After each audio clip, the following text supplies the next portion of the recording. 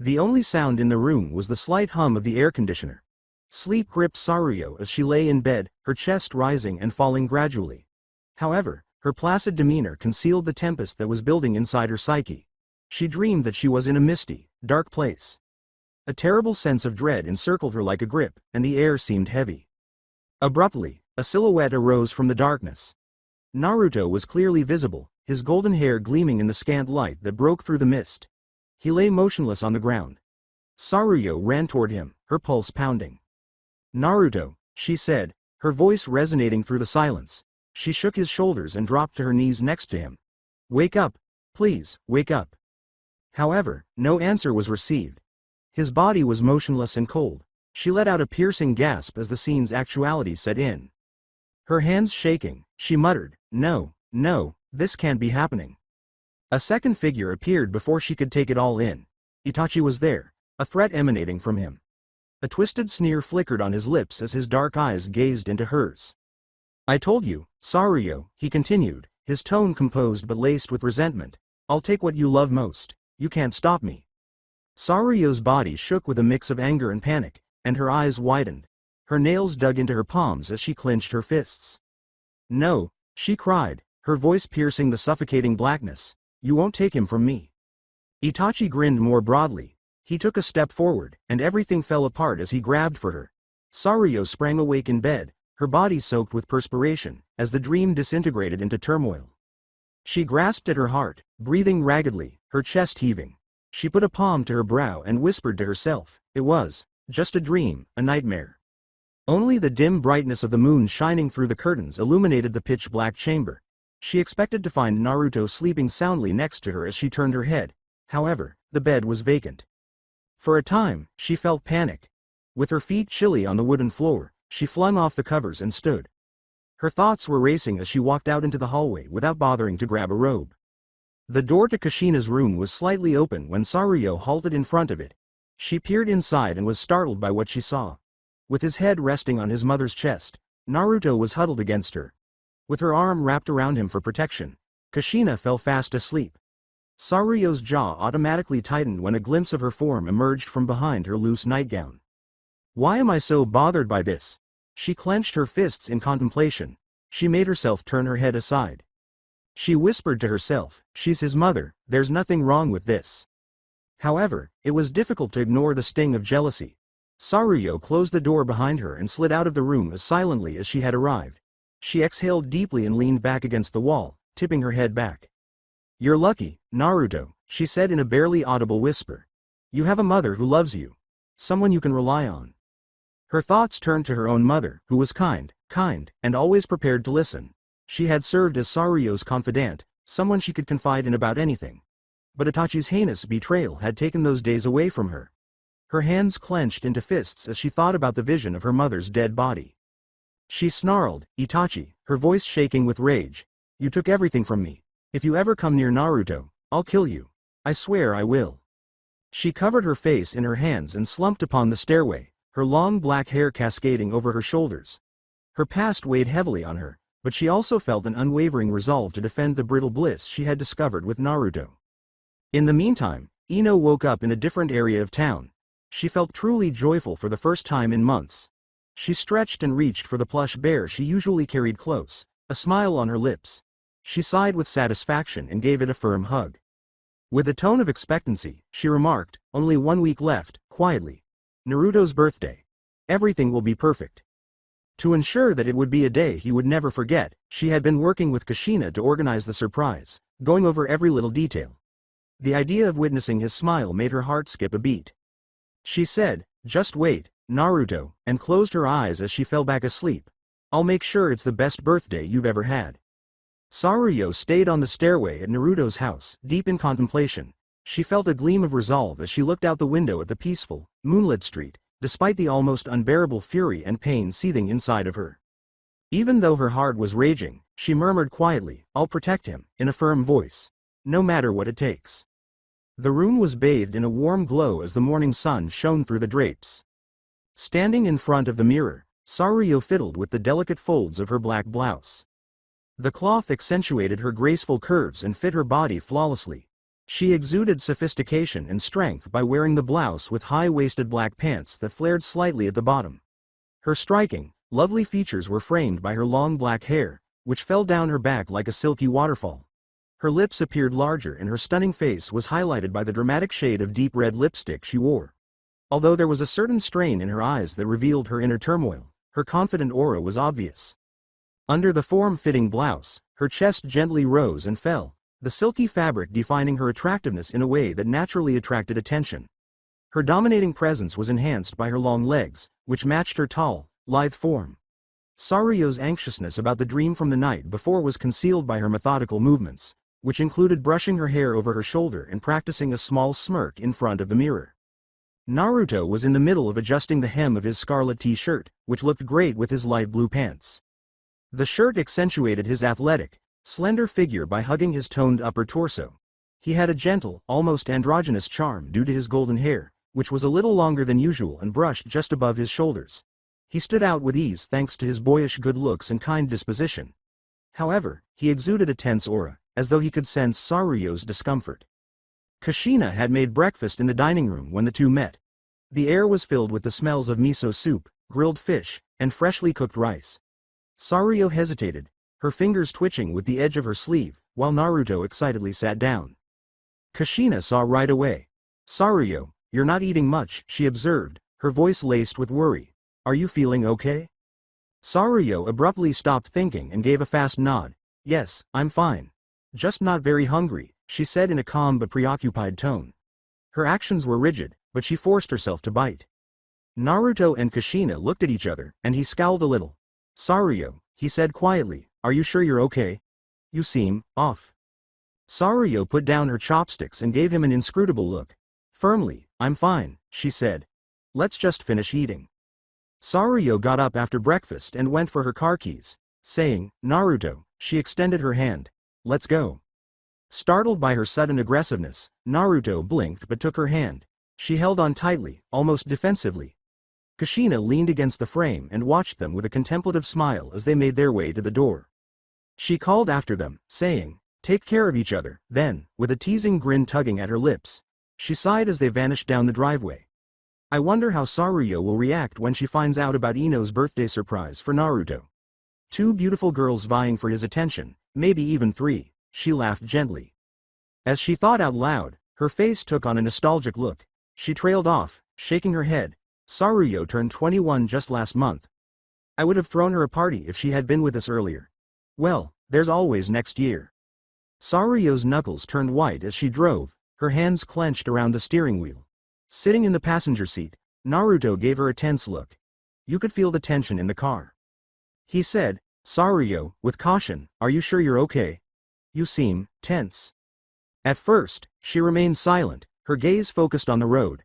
At last, she let out a sigh and gave him a sidelong glance. "I'm fine, Naruto. Don't worry about me." However, her comments didn't really reassure him. After hesitating, he reached out and lightly touched her arm. "You can tell me if something's bothering you," he stated sincerely. Abruptly, Saruyo dragged the vehicle to the side of the road. Her cold veneer cracked slightly as she turned to face Naruto before he could respond. Gently but firmly, she took hold of his face and drew him in until his head was resting against her chest. Through the thin fabric of her blouse, her heartbeat could be heard, steady and quiet. "Relax," she replied in a calming, quiet voice. "You're too tense." Saruyo," Naruto stammered, his face flushed. With her hands still gripping his face, she leaned back a little. She said, "Tell me," in a strong but kind voice. "Why did you leave the bed last night? Why did you go to your mother?" Naruto became more flushed. How did you know?" She cut in, "I saw you," her gaze narrowing. "Don't think you can sneak around without me noticing." Disgusted, Naruto turned his head away. He confessed, I couldn't sleep, I was restless." Saruyo's voice stayed hard, but her face softened. "Next time, wake me up," she said. "If you're feeling restless or anxious, I'll help you. I'll make sure you're comfortable. You don't need to go to her." Naruto gazed up at her, his eyes widening. You do that for me?" Saruyo grinned, a glimmer of warmth piercing her cold exterior. "Of course. You're mine, Naruto. I take care of what's mine."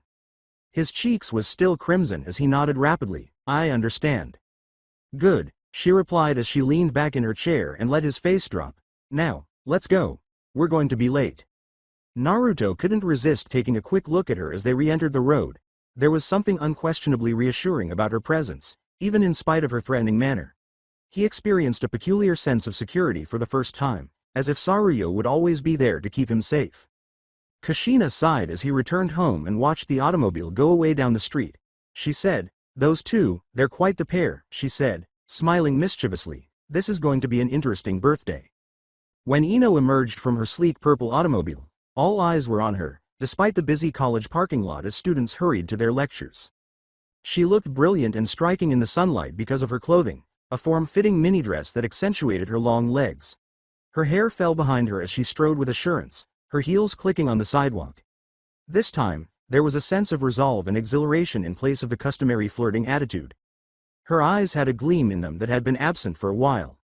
Ino's eyes fell on Saruyo, who was standing with Naruto close to the main structure.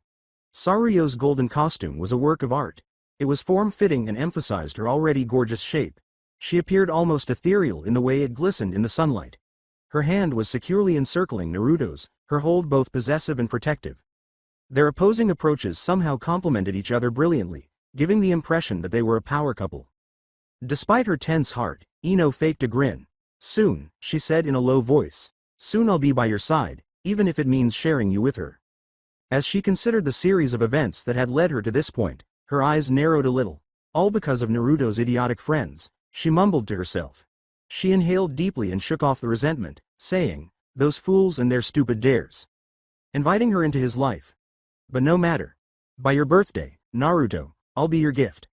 I'll give you everything, even the secret side of me. A shadow passed across her face for a time. With a hint of remorse in her voice, she muttered, if only I'd protected my innocence better. Her resolve became stronger with each stride as she swiftly regained her composure and headed toward the main building. Sakura observed Ino's peculiar behavior from a distance. She leaned against the wall and said, "Ino's happy for once." Although she was intrigued, she was unable to identify the alteration. Sai shrugged over her. "It's probably about Naruto." Sakura glanced to Sai as her eyes grew wide. "What do you mean? What's going on with her and Naruto?" Sai paused. "I'm not sure, but it's obvious she's focused on him." Sakura scowled, lost in contemplation. She said, "I need to talk to her after lectures," with a determined tone. Then, as though recalling something, she bent over and gave Sai a quick peck on the cheek. "See you after class." Sai gave a small smile. He watched her leave and muttered, "See you," before making his way to his own lecture hall. Naruto and Saruyo took their customary seats inside the lecture hall. As usual, Saruyo remained beside him, her hand lightly touching on his. Although her touch was pleasant, there was a hint of intensity, as though she were making a secret claim. In an attempt to concentrate on the professor's remarks, Naruto shifted uneasily in his chair, but Saruyo's presence distracted him. Her voice was a whisper in his ear as she drew close. "What do you think about taking the next step in our relationship?" Naruto's face flushed as he froze. He stumbled, the next step?" A cunning smirk curved Saruyo's lips. "Yes," she said in a lighthearted but earnest tone. Leaning closer, her breath warm on his ear, she said, "I already let you touch my chest before. Next time, I might let you explore further. Think about it." Naruto's face was nearly blazing with humiliation as his mind raced. He opened his mouth to reply, but nothing came out. Saruyo laughed quietly, obviously taking pleasure in his response. Ino sat silently in the back of the lecture classroom, staring at the two. She kept looking at Naruto, and a tiny, sly smile appeared on her lips. "Soon," she pondered. "I'll be with you soon." Instead of seeing Sai, Naruto's gaze locked with Ino's as he looked over his shoulder. She met his gaze, her face lighthearted as she slowly licked her lips and bit down, her teeth brushing against her bottom lip. With his face flaming, Naruto turned away as his heart skipped a beat. Ino gave herself a little laugh. Muttering, "This is going to be fun," she said. "Soon, Naruto, soon." Students started filing out of the hall as the talk came to an end. With her fingers entwined with Naruto's, Saruyo remained near him.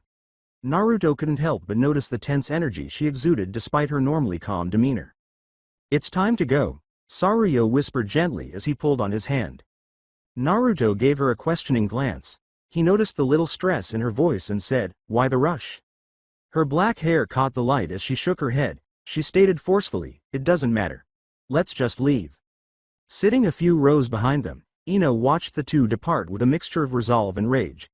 A devious smile appeared on her lips as she added, "Soon enough, Naruto will be mine." Her blue eyes narrowed as she muttered under her breath, "You may have him now, Saruyo, but not forever." Saruyo escorted Naruto outside to her vehicle. All day long, she had been busy making plans for his impending birthday. Saruyo had no intention of ignoring the date, even though Naruto appeared to be unaware of it. Even though her cold appearance frequently concealed her actual sentiments, she wanted to give him a gift that would make an impression and demonstrate how much she cared for him. Naruto, meantime, had his own schemes. He had just learned that last month had been Saruyo's birthday. He felt obliged to do something for her, even if it was a little late, even though she hadn't celebrated it. He became determined when he considered surprise her with a significant present. She hesitated as Saruyo and Naruto drew closer to her car, giving him an unusually tender look. She said, "Look at me," in a steady, low voice. With his face already hot from the intensity of her stare, Naruto turned to face her. Saruyo's hands pressed him firmly but softly against the side of the automobile as she moved in to give him a long kiss before he could question why. Naruto's cheeks were flaming crimson, and his pulse was pounding as he struggled to comprehend what was occurring. There was a slight smirk on her lips when she eventually pulled away. As she climbed into the driver's seat, she remarked, "Let's go," her voice returning to its typical cool tone. Still reeling from the unexpected kiss, Naruto crawled in next to her. Saruyo saw her grip tighten on the steering wheel as he turned on the engine and started to drive. She was preoccupied, her normally assured manner giving way to a faint but apparent discomfort. Saruyo's eyes darted around as though looking for something, or someone, while the automobile drove smoothly through the streets. Then her breath caught in her chest. She saw a man in the distance, and her hands shook a little. She shuddered at the man's familiar posture and long dark hair. For an instant, she was positive it was Itachi, her brother. She experienced a rush of vertigo as her vision became blurry. Naruto saw right away. His voice was worried as he said, "Saruyo, are you okay?" With short gasps of air, Saruyo pulled the automobile over to the side of the road. Her knuckles were white as she gripped the driving wheel with trembling hands.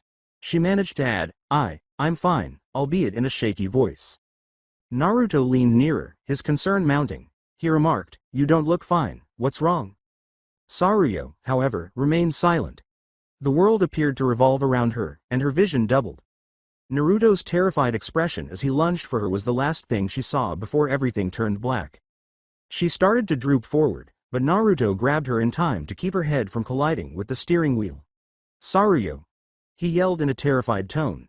She didn't react when he gave her a light shake. She breathed shallowly, and beads of sweat appeared on her forehead. With his heart racing, Naruto whispered to himself, "What do I do?" Even though he couldn't drive, he couldn't abandon her in this state. Gently, he removed the ignition keys and tucked them into his pocket. Then he took her out of the car and held her in his arms with unexpected power. He made sure she was in a secure posture as he took her to a nearby bench. He heard her murmuring in her sleep as he repositioned her. Tears ran down her face as she said, "No, no, mother, father," with an agonized tone. Naruto's chest grew constricted. He brushed a stray hair out of her face and asked, "What happened to you, Saruyo?" With a shaky voice, Saruyo moved slightly and whispered, "Itachi, don't take them." She let out a sob and gripped onto Naruto's shirt while she was asleep. With his head racing, Naruto held her closer. Although he had always been aware of Saruyo's burden, he had never before witnessed her in such vulnerability. She smiled slightly before falling back asleep. "Whatever it is," he said, "I'll protect you." With the afternoon sun shining through the windows, Naruto sat next to her, keeping watch over her. Even though Saruyo was about to leave the campus when she heard a familiar voice calling her name, he was certain that he would stop at nothing to keep her safe, regardless of the difficulties that lay ahead. She turned to see Sakura sprinting in her direction. After giving her a loving grin, Ino rushed to meet her and gave her pal a firm embrace. Ino said, "I missed you, Sakura, with sincere love." The cool evening breeze brushed Ino as she left the college gates, her bag slung over her shoulder. She was walking slowly and deliberately, buried in concentration. She had just arrived at the main road when she heard a voice she recognized. "Ino. Wait." She turned to see Sakura coming toward her, a startled smile spreading across her face. Ino hurried back without thinking and threw her arms around Sakura tightly. As she pulled her dearest friend tight, Ino whispered, "I missed you so much, Sakura," her voice quivering with passion. Sakura hesitated, then gave Ino a clumsy back pat as her cheeks turned a pale pink. "I missed you too, Ino." Sakura felt a sharp twinge of jealousy as they parted ways, and her gaze briefly, just momentarily, strayed to Ino's chest. Unquestionably, Ino had a curvier body and a much more noticeable chest. Sakura couldn't help but feel self-conscious in comparison to her own. Sakura's eyes flickered with jealousy, and Ino saw it. She smirked and brushed her blonde hair behind her ear. With a playful tone, she teased, "What's up, forehead? Thinking about how stunning I look?" Sakura grinned back despite rolling her eyes. "Don't start with me, pig. I actually need to talk to you about something important." Ino's eyebrow went up. "Oh, and what's so important that you had to track me down like this?" Sakura softened her tone and said, "It's about love," avoiding Ino's eyes. "Love?" Ino asked again, her eyes gleaming with playfulness. "What about it? Do you have some juicy gossip for me?" Sakura paused and then braced herself. "Ino, do you love someone?" Ino's self-assured manner slipped for the first time in a long time. She looked aside, chewing her lip uncomfortably as her cheeks flushed. Yeah, I do. He's really special to me." Sakura leaned in as her eyes widened a little.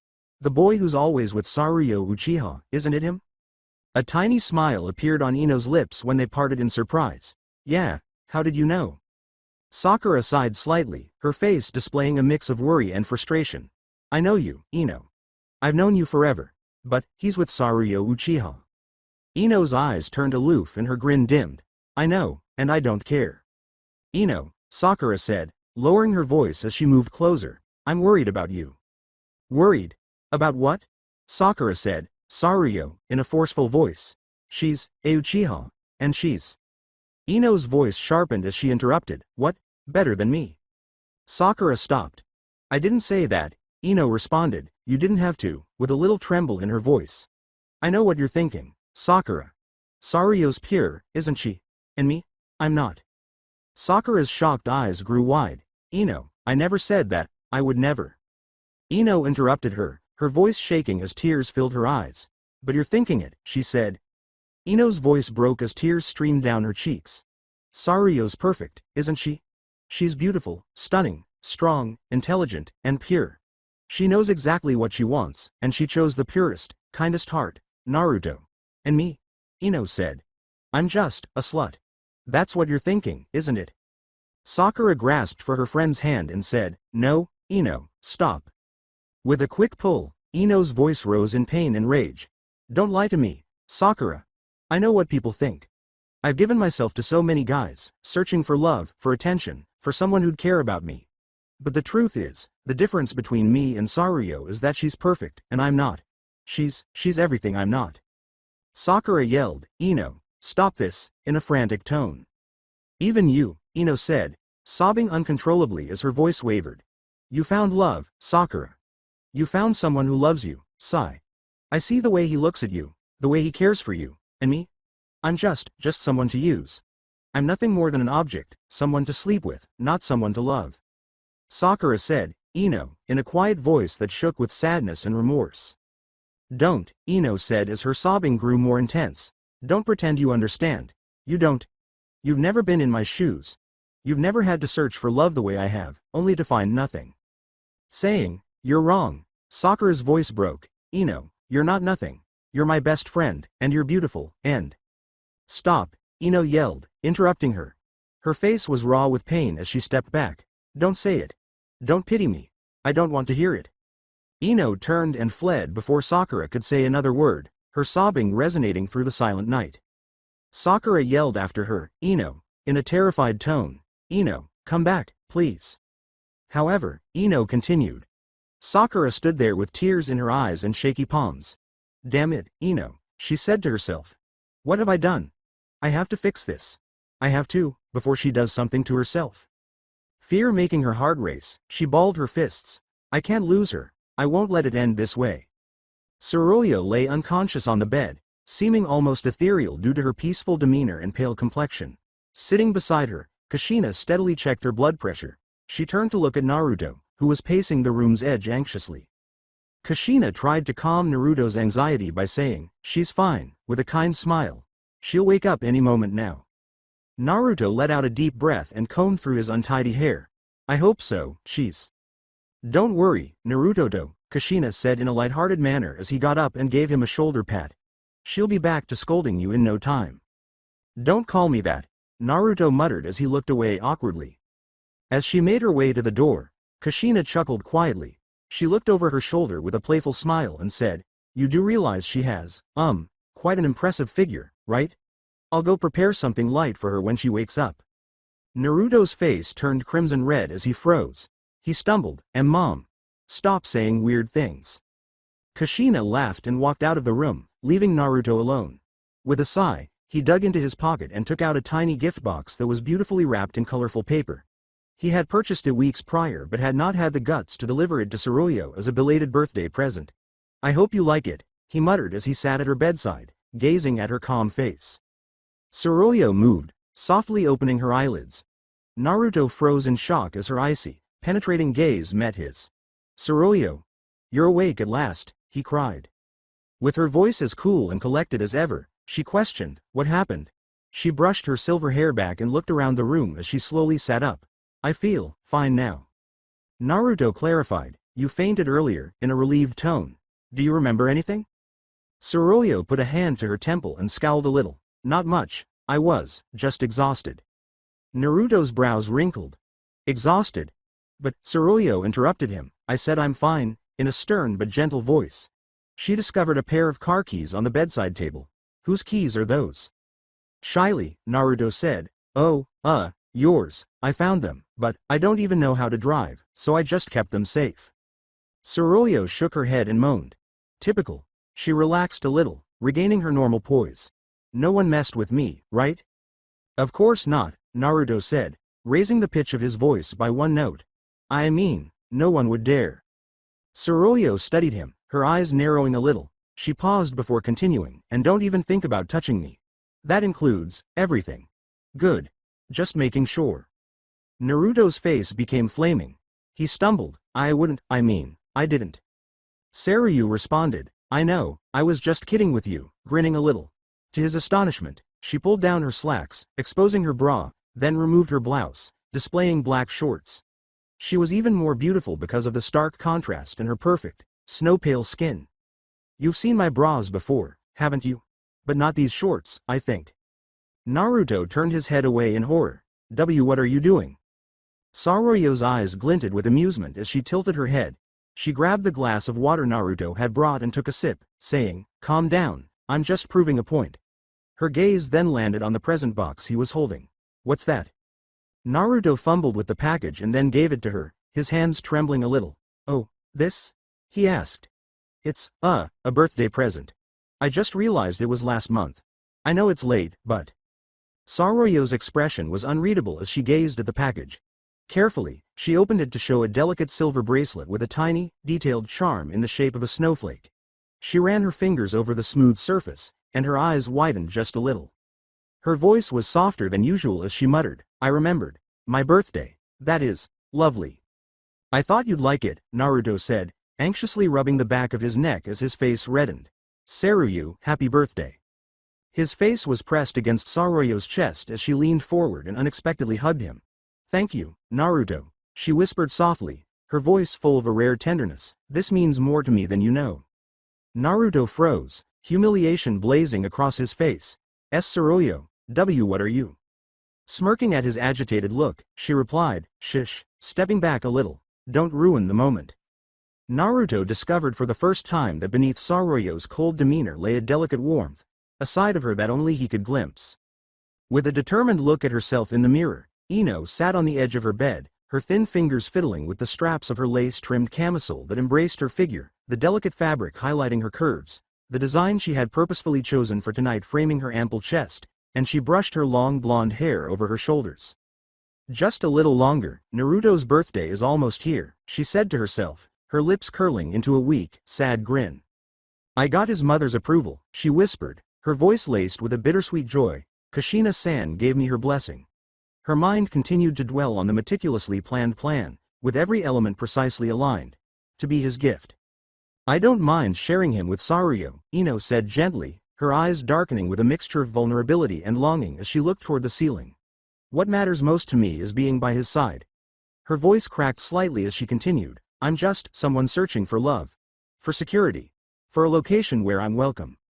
She closed her eyes, took a deep breath, and steadied herself as her image looked back at her, reminding her of the mistakes she had made in the past. I've made so many mistakes, she said quietly. I've done things I'm not proud of. But I'm over that now. More than a month ago, I stopped, totally stopped. That's what counts. I wanted to give you everything, Naruto, she said, her voice nearly breaking, but I can't give you perfection. I'll give you everything that I can, she said, turning her attention to the small box on her nightstand that was meticulously wrapped in soft, shimmering paper. Everything I am. I'll give myself to you entirely, Ino said, her resolve growing as she covered her heart. I've never given anything to someone before. Even if you're with Saruyo, it doesn't matter, she said, her face softening as a slight flush appeared on her cheeks.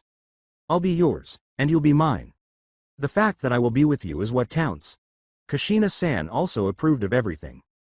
Wait for me, Naruto, she said, a tiny smile tugging at her lips. Saruyu sat by the window in the quiet seclusion of her room, staring coldly at the night sky, her dark hair framing her pale face, her fingers involuntarily tracing the edge of the gift Naruto had given her, a beautifully crafted bracelet that glistened dimly in the moonlight, but her thoughts were elsewhere. As she recollected the day's events, her chest constricted and she grasped the fabric of her skirt.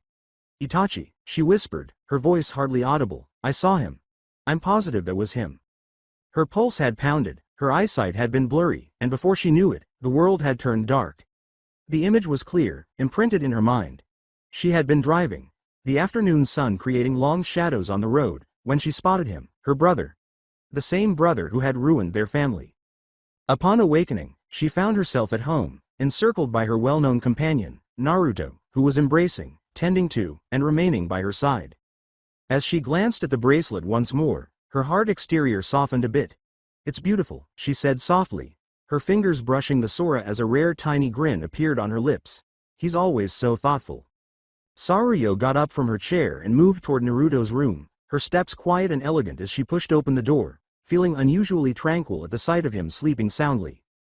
She slipped into the bed next to him, putting her arms around his waist and drawing him close till his head lay softly against her breast, all while wearing a satin nightgown that clung to her body, the tiny straps showing off her flawless shoulders.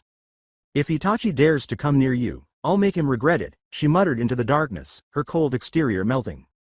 Even though she spoke in a stern and determined manner, there was an indisputable tenderness in the way she embraced Naruto, her icy demeanor slightly melting in his presence. The living room of the Uzumaki home was filled with a warm, golden glow as the morning sun shone through the windows. Kushina was standing in the kitchen with her hands on her hips when Saruyo perched at the edge of the couch with her arms folded and her cold, piercing eyes on her. With a stern tone that left little room for debate, Kushina declared, Saruyo, you need to rest and stay at home today because you fainted in the car yesterday. Saruyo's expression remained icy.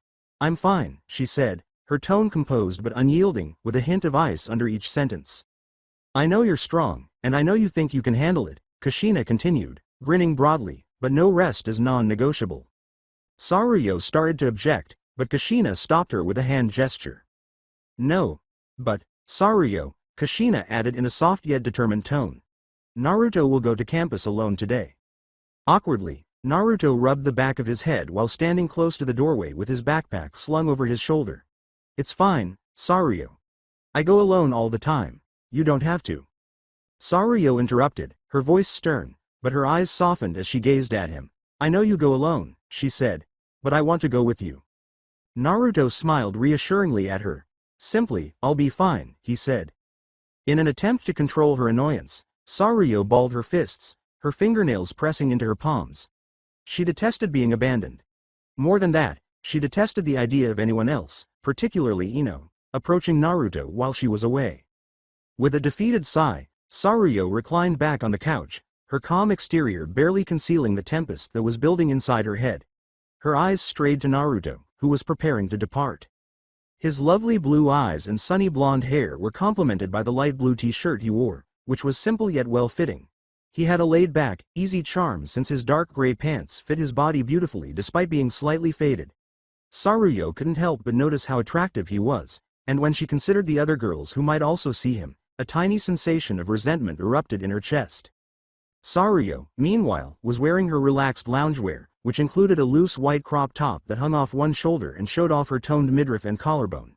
She wore silky gray shorts that showed off her long, thin legs just enough. Although her casual clothing contrasted with her chilly aura, the intensity in her eyes persisted. Kushina smiled encouragingly at Saruyo after noticing her silent frustration. "It's okay, Saruyo. Naruto will manage just fine on his own."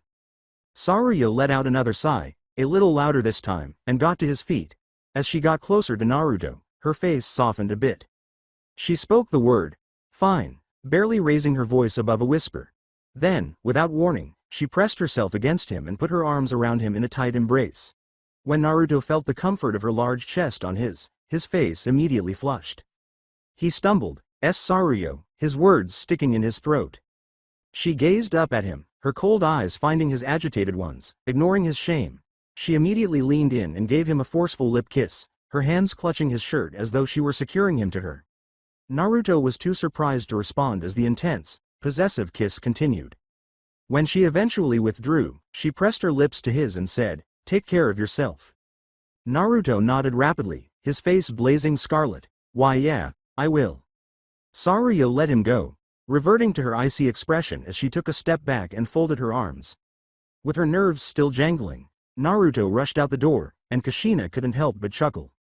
Kushina looked at Saruyo, who was now looking thoughtfully at the ground as the door closed behind Naruto. Kushina laughed slyly in her imagination. "When Saruyo learns of the surprise I prepared for Naruto's birthday, what will she do? When Ino shows up as his surprise gift, it will undoubtedly cause a stir." Saruyo's mind, however, was racing. Her icy demeanor revealed no signs of internal conflict, yet her mind was focused on one thing. That blonde bimbo, Ino. While I'm away, she might try something. I wouldn't rule her out. Saruyu tightened her fists once more, but she forced herself to relax by taking a big breath. After going back to her room, she sat on the bed and looked at the bracelet Naruto had given her for her birthday 2 months prior. It was an understated yet sophisticated silver bracelet featuring a tiny charm in the shape of a fox. With a rare smile on her lips, she ran her fingertips over the charm. Muttering to herself, "His birthday is in a few days," she said. "I need to get everything ready. It has to be perfect." As she started mentally organizing the specifics of her gift, the image of Naruto's smile strengthened her resolve. With his hands crammed anxiously into his pockets, Naruto entered the university campus as the bright morning sun hung high in the sky. He looked casual but put together in his dark gray pants, which were somewhat faded, and his light blue t-shirt, which fit him well. His thoughts drifted to Saruyo's resting place at home. Naruto told himself, "My mother is with her, so she'll be fine," but he was uncomfortable with the idea of abandoning her. He was crossing the courtyard when he heard the soft hum of an automobile motor. The driver's door of a sleek, gleaming purple automobile sprang open as it came into the lot. Ino Yamanaka emerged, her blonde hair wrapped up in a high ponytail and glistening in the sunlight. She was dressed in white trousers that accentuated her curves and a tight lavender crop top. She marched confidently toward the college building, her purple heels clicking on the sidewalk. Her piercing blue eyes darted throughout the throng before settling on Naruto. When she realized that something, or rather, someone, was missing, she stopped for a second before smiling mischievously. Is Saruyo absent? Did they split up? Ino's thoughts was buzzing with potential, and her heart skipped a beat. Unaware of her existence, Naruto kept moving forward, staring straight ahead. With a determined smirk on her lips, Ino accelerated her speed and ran after him. She yelled, "Wait, Naruto," loud enough to be heard over the crowded courtyard. Naruto came to a halt and spun around, a faint smile of recognition lighting up his face. "Ino-san?" Short of breath, she jogged up to him. She took his hand without hesitation, causing Naruto's face to turn red. He stutteringly exclaimed, "W.O., Ino-san," his voice shaking with anxiety. Ino recovered her breath and leaned forward, resting her free hand on her knee. With a playful tone, she inquired, "Do you remember me?" Naruto gave a brief nod. "Why yeah. You're the girl I helped carry books for that one time, right?" Ino smirked playfully and straightened up, crossing her arms, and? Incredulous, Naruto blinked. "And, I helped you close the zipper on your dress that got stuck." "Exactly." Ino clapped her hands together and screamed. "You do remember, I was starting to think you'd forgotten me." Sheepishly, Naruto massaged the back of his neck. "Of course, I remember. But, why are you bringing that up now? Ino's smile grew as she cocked her head. Well, I couldn't help but notice, she said, lowering her voice as she leaned slightly in. You're not with Saruyo today. Where is she? Naruto's expression grew softer. She's at home resting. She wasn't feeling well. Ino's eyes glowed with anticipation as she took in what he had spoken. She is not present. Perfect. She instantly covered her happiness with a charming smile. Ino remarked, oh no, poor Saruyo. I hope she feels better soon, with a tone that was cloyingly worried. With a nod, Naruto's eyes fell to the floor. Yeah, me too. Meanwhile, Ino was already formulating a strategy in her mind. This is my opportunity. Naruto is mine today. Since Saruyo isn't here, Ino said in a positive tone, why don't we stick together? You know, for today. Unexpectedly, Naruto blinked. What? I don't. Ino grabbed his hand once again and interrupted, saying, great, it's settled. She started guiding Naruto toward the lecture hall before he could object. Ino pressed close to him as they walked, allowing his arm to, accidentally, touch her chest multiple times. Naruto's thoughts were racing, and his face was getting redder with every step. Naruto started, Ino-san, are you okay? You keep, before his voice faltered. Oh, don't mind me, a giggling Ino exclaimed. It's just crowded, that's all. On the other side of the courtyard, Shikamaru, Kiba, and Neji watched the action from the shade of a tree. Squinting, Shikamaru questioned, is that, Naruto? Yep, Kiba answered, smiling and crossing his arms. Our little shy Naruto, walking around with Ino of all people. Neji's eyebrow went up. Isn't she the one who's always chasing after guys? Yeah, but look at him, Kiba replied, making a lot of gestures. He's practically a magnet now. First Saruyo, and now Ino. I'm telling you, the guy's building himself a harem. Shikamaru scratched his head and moaned. What a drag. He used to be so quiet. Now he's getting all this attention. Kiba puffed out his chest and exclaimed, of course he is. With pride. I was the one who encouraged him to go after Saruyo in the first place. It's all thanks to me. Right, said Shikamaru icily, because this is exactly what you planned. Neji grinned. It's impressive, though. Not everyone can win over Saruyo, let alone attract someone like Ino afterward. Kiba wiped his eye from a fictitious tear. My boy Naruto's growing up. I'm so proud. Shikamaru gave an eye roll. You're acting like you're his sensei or something. Hey, I kind of am, rejoined Kiba. Neji's face became contemplative. Isn't Ino Yamanaka the one clinging to him right now? Shikamaru gave a nod. Yep, that's her. Kiba grinned broadly. Man, imagine if one day he shows up with both Saruyo and Ino hanging off his arms. That guy's living the dream. Or the nightmare, whispered Shikamaru. Naruto has come a long way, Neji continued, chuckling slightly, but who knows? Maybe he'll have 3 or 4 girls with him next time. Shikamaru responded, maybe, and shook his head, but for now, let's just hope he survives today. With her intentions obvious to everyone who wanted to look, the 3 of them watched as Ino virtually dragged Naruto inside the lecture hall. After being unexpectedly hauled there by Ino, Naruto entered the lecture classroom and tried to calm himself. She seemed unwilling to let him go, as evidenced by the firmness of her grip and the warmth of her palm around his.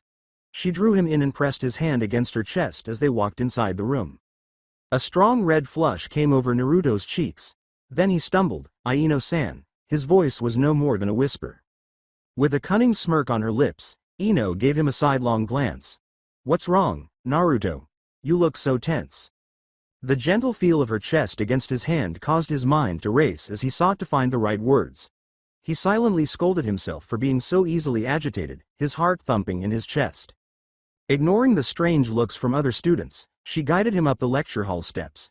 She released his hand and motioned for him to sit when they came to an empty row close to the center. After a brief moment of hesitation, Naruto lowered himself into the seat.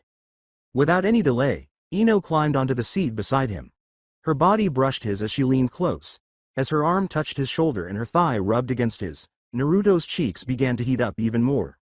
This is exactly how Saruyo sits next to me. She's sitting so close, he pondered, his gaze straying from her. On the other hand, Ino was totally relaxed. With a cheeky gleam in her eyes, she leaned her chin on her palm and placed her elbow on the desk while looking at him. But on the inside, her feelings were jumbled. She looked at him and thought, this feeling. I've never felt anything like this before. I enjoy hearing his hesitant, apprehensive voice and being this near to him. No, I adore it. A tiny, contented smile escaped her lips. So, Naruto, she said in a gentle and playful tone. What do you think of me? Naruto paused, his mind straining to take in the unexpected inquiry. What? She continued. You heard me, as she leaned slightly closer. What do you think of me? He struggled for a response as his throat became dry. He finally managed to say, you're pretty, in a voice that was almost audible. Clearly amused by his nervousness, Ino laughed. She brushed her hair over her shoulder and leaned back a little, saying, pretty, huh? I'll take that as a compliment. You know, you're not so bad yourself. You've got this soft, almost feminine charm to you. It's kind of cute. Naruto's face became even more red, and his eyes grew wide. Feminine? The sound of Ino's laughter was light and playful. Relax, Naruto. I meant it as a good thing. She stretched out and softly took his hand again before he could reply. With her fingertips lightly tracing over his, she held it between her palms. Then, in one fluid stroke, she pressed it between her ample curves and brought it to rest against her chest. Naruto's face burned with humiliation as his whole body tensed. Ino-san. With a lighthearted grin on her lips, Ino cocked her head. What, you don't like it? Naruto's voice cracked as he stammered. It's not that, it's just, this is so inappropriate. Ino laughed, obviously taking pleasure in his response. You're so innocent, Naruto. It's adorable. Sai sat in his seat across the lecture hall, observing the spectacle with a blank expression on his face. From the way Ino leaned into Naruto to the agitated expression on Naruto's face, his keen eyes caught every nuance. Thus, Sai's mind was working, thinking, this is what Ino Yamanaka is up to now. She is approaching Naruto. Sakura mentioned something about this, I seem to recall. His eyes narrowed a bit. Saruyo, where are you? Usually, she is devoted to him. Saruyo was sitting on the couch in the Uzumaki home, her arms folded, her face as expressionless and icy as usual. As she made tea, Kushina hurried about the kitchen, humming to herself. Saruyo's thoughts were racing as she gazed at the coffee table. I sense it in that girl. I'm being taken advantage of by her. Her nails dug into her palms as her hands balled into fists. She felt her chest constrict as she remembered seeing Itachi on the road the day before. Her brother, the guy she had vowed to stop and who had ruined their family, had returned. What if Naruto is in danger now? With her heart racing, she pondered. Saruyo? Kushina's voice interrupted her reverie, causing her frigid face to soften a bit as she looked up. Yes. You've been quiet all morning, Kushina remarked as she set a teacup down in front of her. What's on your mind? After a brief period of hesitation, Saruyo shook her head. It's nothing. The two women sat silently for a while, each deep in meditation. Saruyo sipped her coffee while sitting at the kitchen table, her long black hair cascading over her shoulders. There was a bitter smell in the air, and she gave herself a little grin of satisfaction. As Saruyo looked up at Kushina, who was rushing about the kitchen, her cold tone softened a little. This coffee is delicious, she remarked. Kushina gave a kind grin. I'm glad you like it, Saruyo. It's one of my favorite blends. The two women sat silently for a while, a rare sense of calm brought about by the kitchen's soft hum. Then, in a happy tone, Kushina broke the silence. Leaning on the counter, she said, You know, Saruyo, Naruto's birthday is in a few days. Saruyo nodded, her serene face belying her thoughts about what she could do for him. I know. Kushina grinned more broadly. I've been preparing a surprise for him, something I think he'll absolutely love. Saruyo's icy, sharp eyes narrowed in interest as she cocked her head slightly. What kind of surprise? With a cheeky gleam in her eyes, Kushina paused. She had a plan to introduce Ino Yamanaka as Naruto's second romantic partner, but she couldn't bring herself to divulge it. She thought it would eventually make him happy, but she was aware of Saruyo's intense possessiveness. When Kushina said, It's a surprise, he laughed. If I tell you, it wouldn't be a surprise anymore, now would it? After giving this some thought, Saruyo nodded. She put down her coffee cup and continued, I'm going to get him a gift as well. You're right. I guess I'll find out when the time comes. The jewelry that Naruto had given Saruyo for her birthday caught Kushina's attention. As she recalled the amount of effort and care her son had put into his selection, a gentle grin appeared on her face. Kushina kindly said, That bracelet, Naruto picked it out for you, didn't he? Saruyu's fingers traced the bracelet's beautiful pattern as she took a quick look at it. Her voice grew softer and even more gentle as she said, Yes. He gave it to me yesterday. No one has ever done something like this for me before. Kushina grinned broadly. That's Naruto for you. He's got a big heart, and he cares deeply about the people he loves. Saruyo nodded, her normally cold expression melting just a little. I know. At the same time, Naruto was packing up his things at the university as the lectures for the day were coming to a close. As he was about to leave for home, he threw his bag over his shoulder when Ino came next to him, her radiant smile illuminating the space. She yelled, "Hey, Naruto," to get his attention. Naruto turned to face her, and the sight of her instantly made his face flush. "Ino-san, what's up?" She put her hands behind her back and tilted her head slightly, asking, "Where are you headed?" Home," Naruto said in a hesitant tone. As she grasped his arm and held it to her chest, Ino's eyes glistened with anticipation. "What do you say we go out? Just the two of us?" The color of Naruto's face deepened even further. "What? I don't know, I mean, I should probably." "Please," Ino interrupted in a gentle, begging voice. Her eyes were big and full of hope as she glanced up at him. "I don't have anyone else to go out with, and, well, I've been feeling kind of lonely lately." The vulnerability in her voice made Naruto pause, his heart hurting. He nodded and gave a little sigh. "All right. I guess it wouldn't hurt." Ino cheered with excitement and took his hand before he could finish speaking. "Yes, thank you, Naruto, you're the best." Ino almost dragged Naruto out of the lecture hall, leaving him speechless. Despite his initial reluctance, he couldn't help but smile at her contagious enthusiasm. Naruto followed Ino to her car, a striking purple convertible that was parked close to the school gate. She waited for him to come up while leaning against it and crossing her arms. She winked and remarked, "We're going to have so much fun, there are so many places I want to take you." Still letting his anxiety get the better of him, Naruto scratched the back of his skull. "I don't know, Ino-san. Are you sure this is a good idea?" "Of course it is," Ino exclaimed with assurance. Her fingers threaded between his as she extended her arm to take his hand. "Come on, Naruto. Let's just enjoy ourselves." Naruto's pulse raced as he gazed down at their entwined hands. With guilt beginning to seep into his thoughts, he thought, this is so different from being with Saruyo. Shikamaru, Kiba, and Neji observed the incident from a distance, their faces displaying a mixture of interest and worry. Shikamaru narrowed his piercing eyes and whispered, "What's Ino Yamanaka up to now?" Kiba folded his arms and spoke in a suspicious tone. "From what I know about her, she used to jump between guys a lot, but she stopped doing that a little over a month ago." Neji gave a contemplative nod. "Still, we can't let her mess with Naruto, he's too trusting." Kiba's hands clenched. "Exactly. He's like my little brother, we have to look out for him."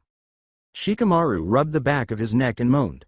"All right, let's keep an eye on her. But don't do anything rash. We'll just see how this plays out for now." While they were watching, Naruto left Ino waiting by her car to get a drink from a nearby vending machine. Leaning against the door, she wrapped a strand of her blonde hair around her finger while grinning triumphantly. At last, she thought, today, Naruto is entirely mine. With her long blonde hair glistening in the streetlights, Ino stood next to her purple convertible. She leaned back and felt a tingle at the nape of her neck as Naruto tinkled with the vending machine across the street. She was being watched. Her keen instincts kicked in as her cerulean eyes surveyed her surroundings. Her cold look revealed her mounting annoyance as she reached up and ran her fingers through her silky hair in a seemingly inconspicuous gesture. Enough. With her heels clicking against the pavement, she got out of the car and started to stroll deliberately down a side street that was quieter. Her posture was obviously tense. Upon arriving at a remote location illuminated by a second street lamp, she halted and folded her arms, her radiance cutting through the darkness. She said, "I know you're there," in a stern and icy tone. "Come out, now." With differing displays of remorse and resolve, Shikamaru, Kiba, and Neji appeared out of the shadows. Ino met their gaze, her glare growing more intense. With an acerbic tone, she said, "What do you three want?" With a groan, Shikamaru scratched the back of his head. "We need to talk, Ino." Kiba crossed his arms and took a step forward. "Yeah, we want to know what your intentions are with Naruto." Ino's eyes glinted dangerously, but her lips twisted into a grin. "And why, exactly, is that any of your business?" "Because Naruto's our friend," determined Kiba stated. "We care about him, and we want what's best for him. That's why I set him up with Saruyo in the first place. And honestly, Ino, you don't exactly have the best track record." Neji's piercing voice interrupted. "That's right, you're known for your colorful history with men. How do we know you're not just using Naruto for fun? Or worse, helping someone else hurt him? At his words, Ino's body tensed. She remained calm on the outside, but the pain of their charges was very real. She wouldn't show it, though. Rather, she raised her chin and replied icily, think whatever you want. It doesn't matter to me. The only thing that matters is that I love Naruto. And no matter what you say or do, I will be with him. Neji's scoff was the only sound to break the hush that followed her declaration. His face was grim as he crossed his arms. Love, you, don't make me laugh. You can't even stay loyal to one guy. You expect us to believe you're serious about Naruto. For the first time, Ino's poise faltered and her eyes grew gloomy. She yelled, you don't know anything about me. Neji's smile turned ruthless. I know enough. You're just playing the same old game, chasing after the next shiny thing. Admit it, Ino, you're not capable of real love. You're nothing but. Shikamaru cut in. That's enough, Neji, in a forceful but calm voice. Ignoring him, Neji's rage boiled over. You're nothing but a. Say it, Ino interjected in a low, menacing voice. Her cold look locked onto Neji's as she took a step closer. Go ahead and say it. Call me whatever you want. A slut, Neji spat, his venomous voice leaking forth. That's all you are. No matter what you do, no matter who you're with, you'll always be a slut. Before anyone could react, Ino's hand sprang out, slapping Neji's face with a sharp open palm. There was silence for a time as the roar reverberated down the deserted street. She snarled, you bastard, her voice shaking with rage. You don't know anything about me or my life. Yes, I've made mistakes. But who are you to judge me? Everyone has flaws, Neji. Even you. Neji's rage flared as his palms tightened into fists. Shikamaru and Kiba swiftly seized his arms and dragged him away from them as he took a step forward. Shikamaru's tone was stern as he replied, Neji, calm down. She's not worth it, man. Let it go, Kiba continued. Ino crossed her arms and gave a harsh laugh. Go ahead, Neji, hit me, show everyone how the mighty Hyuga handles a woman standing up to him. With every deep breath, Neji's chest rose and fell as he clenched his teeth. He avoided looking into her eyes by turning his head aside. Ino's tone stayed frigid, but her voice softened a little. You think you're better than me? Fine, think whatever you want, but I don't need your approval. None of you have the right to stand in my way. I love Naruto, and I'll fight for him, no matter what. She then pivoted on her heel and left, her head held high but her shoulders rigid. Shikamaru rubbed his temples and sighed deeply as she vanished into the night. That got out of hand. Kiba nodded, his customary sense of humor giving way to remorse. Yeah, we shouldn't have gone that far. Even Neji, with his hands at his sides, appeared remorseful. He mumbled, I don't know what came over me. Shikamaru's keen eyes were full of reflection as he gazed in the direction Ino had gone. No matter what we think about her past, I saw something real in her eyes tonight. She really does care about Naruto. Kiba whistled quietly. Man, Naruto's got quite the complicated love life, huh? First Tsuruyo, now Ino, what's next? With a little smirk on his lips, Shikamaru shook his head. Troublesome. That's all I have to say. The three buddies left with a silent understanding in place of their previous rage. Ino was standing beside her car, wiping at her tear-streaked cheeks with a tiny tissue in her quivering hands. The storm roaring inside her was not much calmed by the cool night air. The pain in her chest persisted even after her sobs had stopped. Her voice broke as she murmured to herself, why did I do this? Why did I let my past catch up to me? Why can't I just let it go? Her fury and self-loathing swirled inside her as she squeezed the tissue hard. She didn't want to appear weak and exposed to Naruto. Even though her heart was still heavy, she wiped her face quickly and feigned a smile when she heard footsteps approaching. With 2 juice cans in his hands, Naruto jogged up to her. As he approached, his bright smile wavered a little, his observant blue eyes picking up on the small redness around her eyes and the tremulous edge in her voice. He continued with a smile, I got us both drinks, but his voice grew softer with worry. Great, Naruto, Ino said, attempting to sound as positive as she could. Naruto, however, was not duped. He saw how she avoided looking at him directly and how her voice faltered. As he set the cans on the car's roof, his upbeat attitude gave way to a quiet sigh. He murmured softly, Ino-san, in a tone that was particularly solemn. Is something wrong? Were you crying? His question made her heart skip a beat, and she shook her head hastily, attempting a trembling grin. What? Crying? Me? Of course not, Naruto. I'm fine, really. Naruto, however, didn't believe it. He stepped forward, his shyness fighting against what his mother, Kushina, had taught him. She had once said, Naruto, sometimes a hug is all someone needs to feel better, he knew. Naruto gathered his confidence and tentatively reached out. It's okay, Ino-san. You don't have to hide it. I'm here for you. He put his arms around her in a firm yet gentle embrace before she could react. Completely unprepared, Ino froze. The barricades she had been frantically up were torn down by the warmth of his hug and the earnestness in his voice. Tightly gripping his jacket, she started crying violently, her screams muffled against his chest. In addition to the closeness of the situation, Naruto's intense blush was caused by his inability to ignore her body pressing against him. For a bashful guy like him, her warm, soft form was overwhelming. He clenched his grip on her in spite of his humiliation. He whispered, It's okay, Ino-san, in a tone that was full of sincere concern. You can cry as much as you want. I'll be here for you, no matter what. This was a first for Ino. She had never been led to cry this much. No one had ever consoled her so selflessly. She came to a realization as she clung to him, releasing years of suppressed feelings. This is what it feels like to be genuinely taken care of. With tears in her eyes, Ino drew back a little and looked up at Naruto.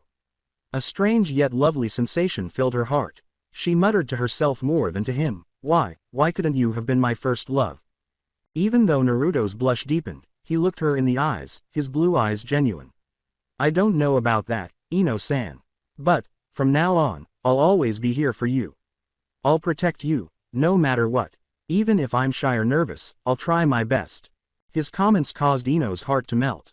Despite the pain that lingered in her eyes, she managed to grin through her tears, a sincere smile that brightened her face. You mean it, Naruto? With a tomato-red face, Naruto nodded. Yeah, I mean it. Always. Without hesitation, Ino leaned in and planted a strong kiss on his lips. It was a kiss that was full of hope, gratitude, and a hint of something more profound than a simple, quick kiss. As his first kiss developed, Naruto's whole body tensed and his eyes widened in surprise. However, as time passed, he felt himself calm down and put his hands lightly on her waist. Ino gazed at him with a mixture of shyness and resolve when they eventually parted ways. Thank you, Naruto-kun. From now on, I'll always call you that. Naruto's mind was racing to take in everything that had just transpired, and his face was burning brighter. And Naruto-kun, he trailed off asking. Wiping away the last of her tears, Ino laughed. Yes, from now on, you're my Naruto-kun. And I won't let anyone or anything come between us. She put her head against his chest and gave him another hard hug. She felt protected for the first time in a long time. From the shadows across the street, Shikamaru, Hiba, and Neji saw. Remarking, well, that was intense, Shikamaru scratched the back of his head. Hiba wiped a tear from his eye and sniffed. Man, that was so touching. I can't believe it, Ino really does love him. As he repeated the harsh words he had previously spoken to Ino, Neji remained silent, his guilt pressing down on him. His normally austere countenance softened as he let out a loud sigh. I went too far. I should apologize to her. Shikamaru gave a contemplative nod. Yeah, you should, but for now, it looks like Naruto's in good hands. Between Tsuruyo and Ino, he's got two people who really care about him. Hiba raised his eyebrows as he looked at him. You think Tsuruyo's going to be okay with this? Ino kissing Naruto, I mean.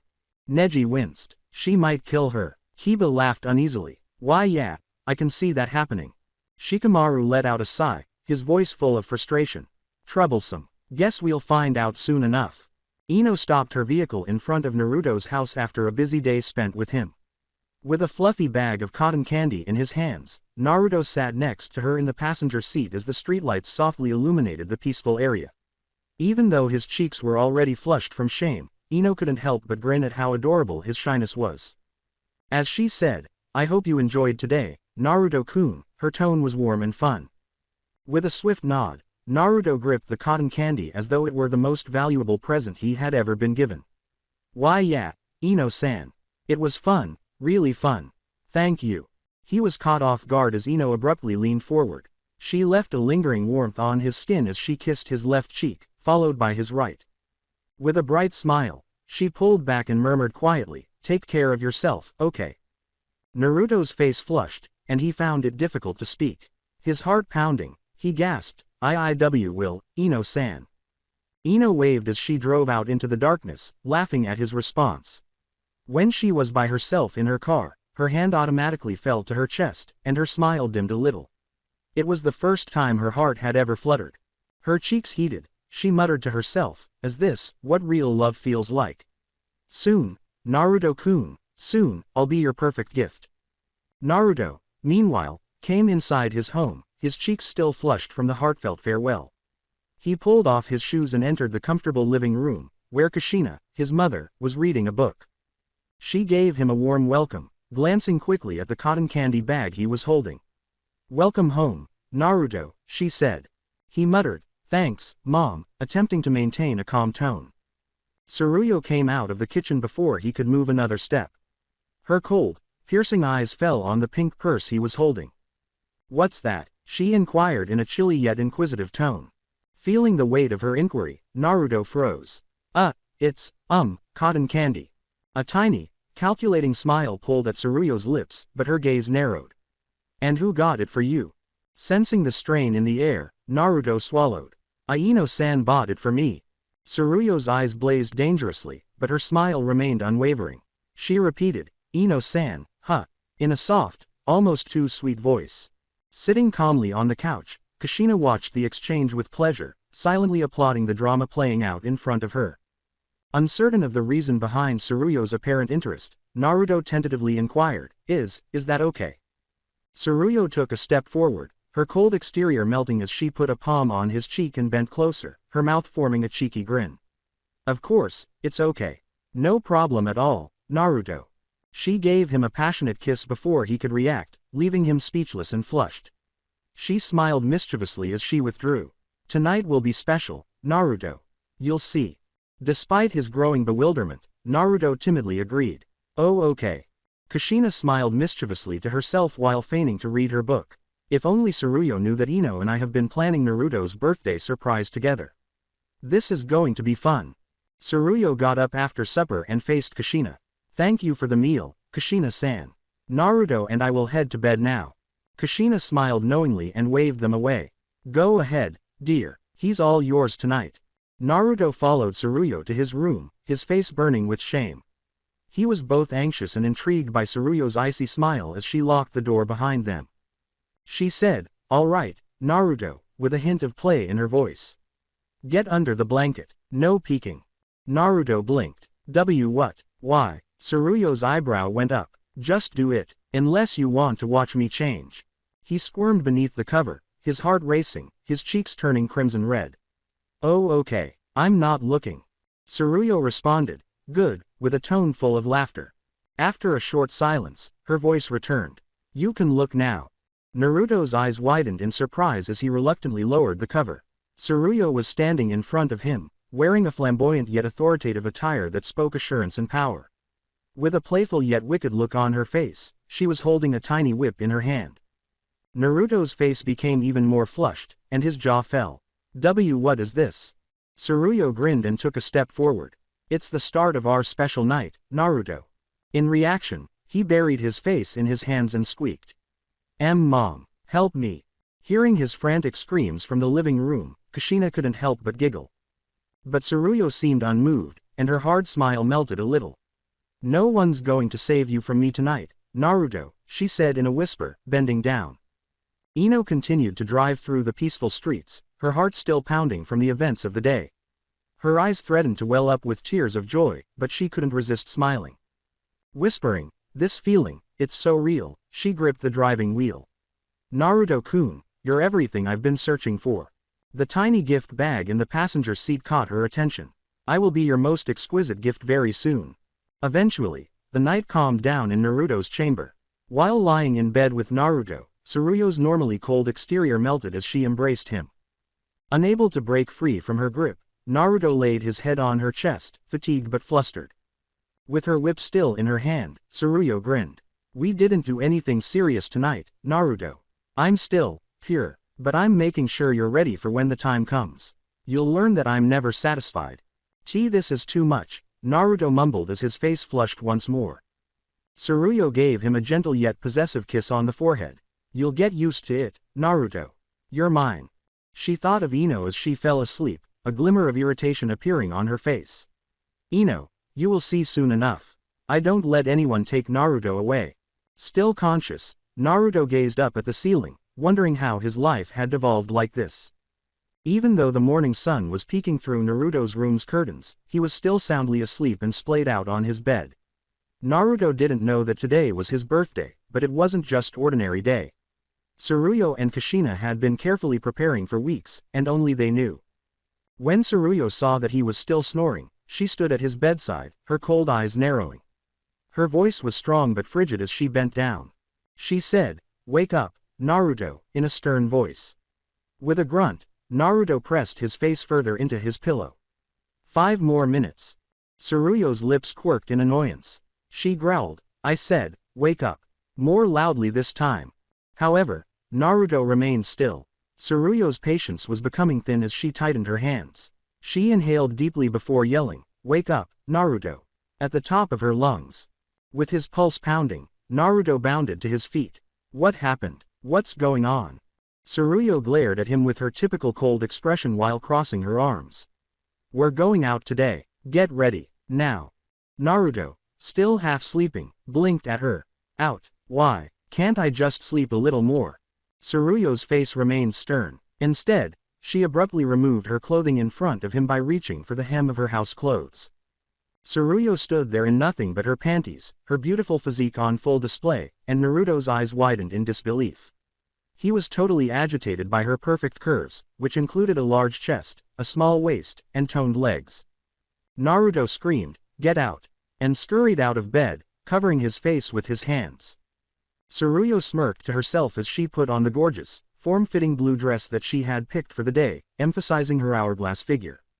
The dress fit her body well, with a bold yet sophisticated neckline and a hem that ended just above her knees to highlight her long legs.